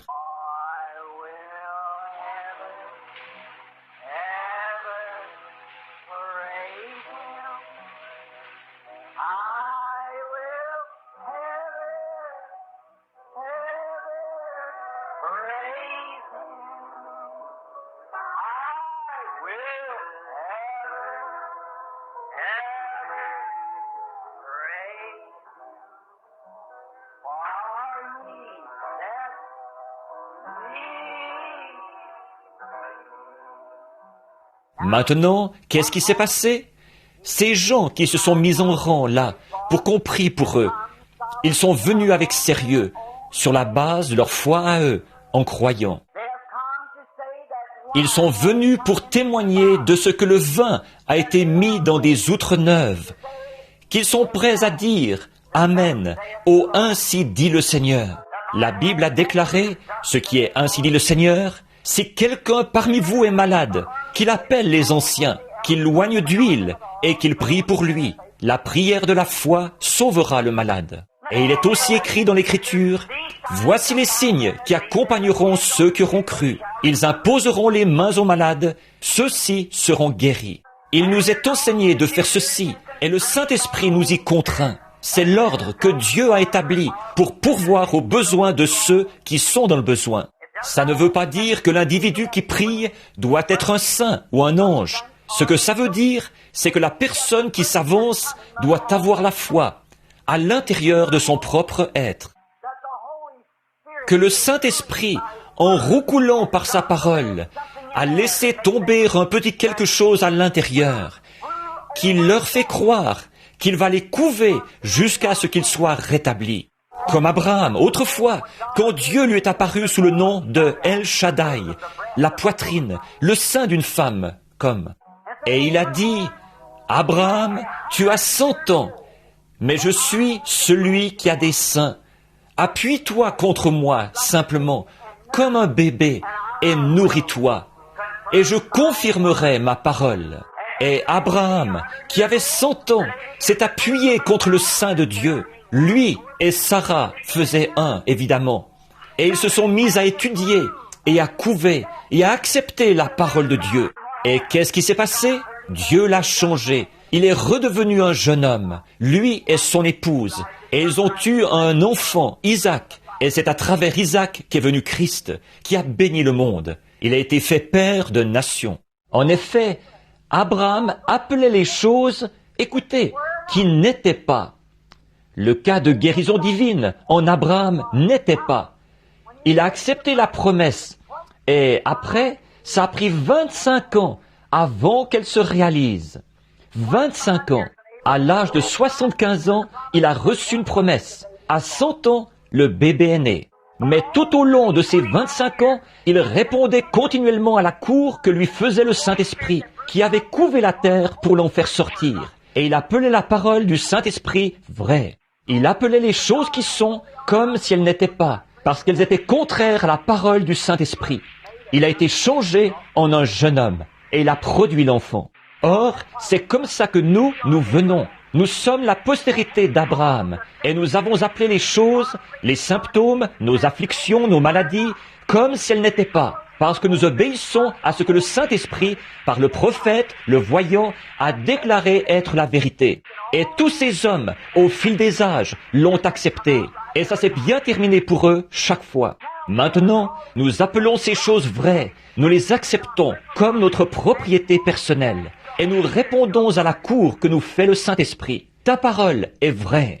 Je vais refuser tout autre symptôme, quoi que ce soit d'autre. Je crois que tu me redonneras la santé. En effet, ta parole, Seigneur, déclare, la prière de la foi sauvera les malades, et Dieu les relèvera. Voilà tout, c'est la vérité. Je me demande ce matin, je connais frère Jackson. Je l'ai entendu dire « Amen » quelque part au fond. Et je me demande s'il y a d'autres frères dans le ministère ici, ce matin, qui croient à la guérison divine, qui aimeraient venir se placer ici avec nous pour ces gens. Ce sont vos frères et sœurs en Christ. Aimeriez-vous venir prier avec nous pendant que notre pasteur s'avance ici, s'il veut bien venir prier pour les malades ce matin? Tous ceux d'entre vous qui le désirent, venez prendre place ici avec nous, alors que nous exercerons ce ministère auprès de ceux qui sont dans le besoin dans ce bâtiment ce matin. Ceux d'entre vous, les frères dans le ministère, qui désirent venir. Je pense que j'ai vu Teddy là-bas tout à l'heure, je ne me trompe pas, et tout autre frère dans le ministère, qui que vous soyez, ça n'a pas d'importance. Nous ne demandons pas mieux que de vous avoir ici à l'avant, si vous êtes un croyant, pour que vous joigniez votre foi avec nous, pendant que nous prierons pour ceux qui sont dans le besoin. Maintenant, je voudrais que les anciens s'avancent, frère Higginbottom, et ceux qui vont se mettre ici, qui vont faire avancer la ligne à mesure que nous prierons pour les gens, et que nous nous occuperons d'eux. Maintenant, les frères dans le ministère, venez de ce côté-ci, si vous le voulez bien. D'abord, nous allons prier pour les gens qui sont assis dans ces fauteuils, et ensuite, nous nous occuperons des autres. Tous ceux ici qui parlent au Seigneur Jésus, qui sont en bons termes avec lui, et vous devriez tous l'être ce matin. Je voudrais que vous vous joigniez à nous. Qu'en serait-il si, et il se peut que ce soit votre frère, votre sœur, votre papa ou votre maman, et vous voulez qu'il soit en bonne santé. C'est votre foi. En projetant votre foi, elle sort comme une grande dynamo ici, ce qui fait descendre la gloire de la Shekinah de Dieu, qui oint l'individu pour qu'il ait la foi. La foi vient de ce qu'on entend la parole. Maintenant, le Saint-Esprit est ici pour injecter, la parole de Dieu que vous avez acceptée dans votre cœur. Et alors, une fois que vous la croyez, venez. Or, quel est mon devoir à moi et à ses frères dans le ministère? De vous imposer les mains. La prière de la foi sauvera le malade, a dit Dieu. Alors, vous recevrez cela tout simplement, et vous répondrez à la cour que vous fait le Saint-Esprit. Ô Saint-Esprit, ta parole est vraie. Je ne suis plus malade. Je vais de mieux en mieux. Je te remercie, Père Céleste, de ta bonté envers moi. Je vais toujours de mieux en mieux, d'heure en heure. Observez ce qui se produira alors que vous exprimez votre amour, que vous couvez aussi le Saint-Esprit qui vous couve par la parole. Maintenant je vais prier, ensuite nous viendrons imposer les mains. Maintenant, ô Dieu notre Père, tu vois le besoin, Et très certainement que tu es plus que capable de pourvoir à chaque besoin. Toi qui as pu faire sortir Daniel de la fosse aux lions et les enfants hébreux de la fournaise ardente, qui as ouvert un chemin à travers la mer Rouge et fait traverser les gens à pied sec, qui as ressuscité Lazare d'entre les morts et qui as emporté Élie à la maison sur un char. Ô Dieu, tu n'as jamais failli.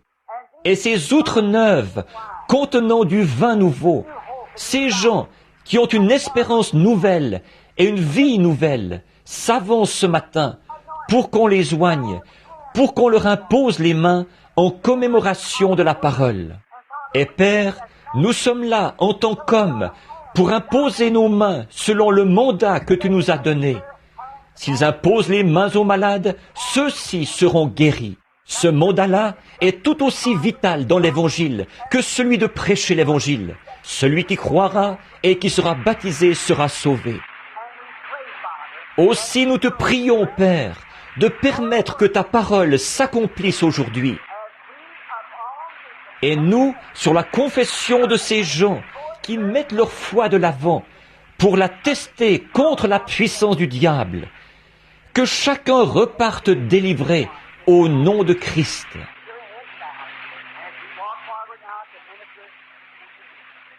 Gardez la tête inclinée pendant que nous nous avançons maintenant pour nous occuper de ces gens. Notre chère sœur, en communion avec le Seigneur Jésus, en tant que ministre de la croix, nous, maintenant, en tant que participants divins de la bénédiction qu'il nous a transmise à la résurrection, en commémoration de sa parole, nous demandons au mal de vous quitter au nom de Jésus et que vous soyez guéris. Que votre foi ne faiblisse jamais, mais que vous puisiez de Dieu, qui vous attire par le Saint-Esprit, votre force, de celui qui vous a fait sortir de la poussière de la terre et a placé chacune de vos parties dans votre corps. Il est plus que capable de réparer ce qu'il a construit, ce que Satan a démoli. Nous vous présentons à Dieu en tant que croyantes au nom de son Fils, Jésus. Notre frère, à qui nous imposons les mains, avec cette même prière devant Dieu notre Père, et par l'onction du Saint-Esprit, est le mandat selon lequel ces choses doivent être exécutées.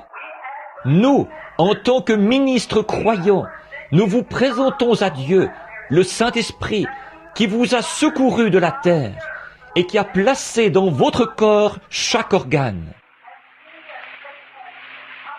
Et voyant que Satan est descendu et a interrompu, a détérioré votre corps, par conséquent, que sur de ces gens qui s'avancent à cet autel, ou sur, nous demandons à Dieu de vous donner, selon cette obligation solennelle, nous vous imposons les mains en commémoration de la parole. Nous ne connaissons pas votre cœur, mais nous demandons au Dieu Tout-Puissant, qui vous a fait sortir de la terre en la couvant, de réparer ou de fortifier les endroits vitaux affaiblis de votre corps et de vous rendre votre santé parfaite au nom de Jésus.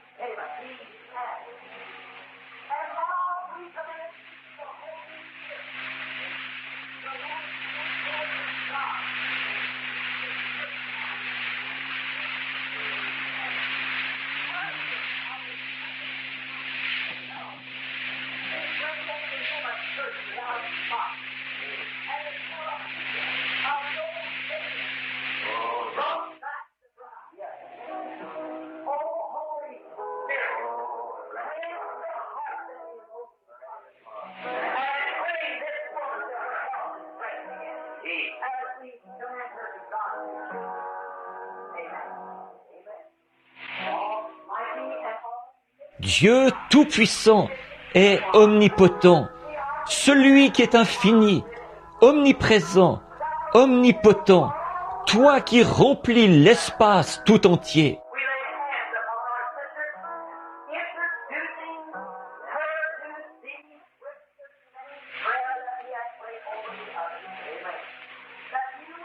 Nous imposons les mains à notre sœur en te la présentant avec cette même prière que nous avons faite pour les autres, afin que tu redonnes à son corps ce qui lui manque et qui lui était volé par le diable, et pour la gloire de Dieu. Ô Dieu notre Père, nous imposons également les mains à notre sœur, avec cette même prière que nous demandons cette bénédiction au nom de Jésus. Amen.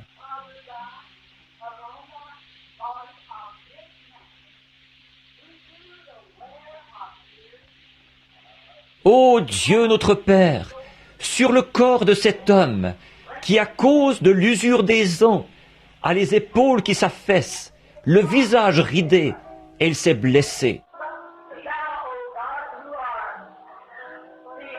Mais à toi, ô Dieu, celui qui couve, le Saint-Esprit, nous te le confions au nom de Jésus. Que le Saint-Esprit change la direction par son grand amour, et que cela produise en nous, que nous reconnaissions que celui qui l'a fait sortir de la terre peut aussi réparer ce qu'il a créé.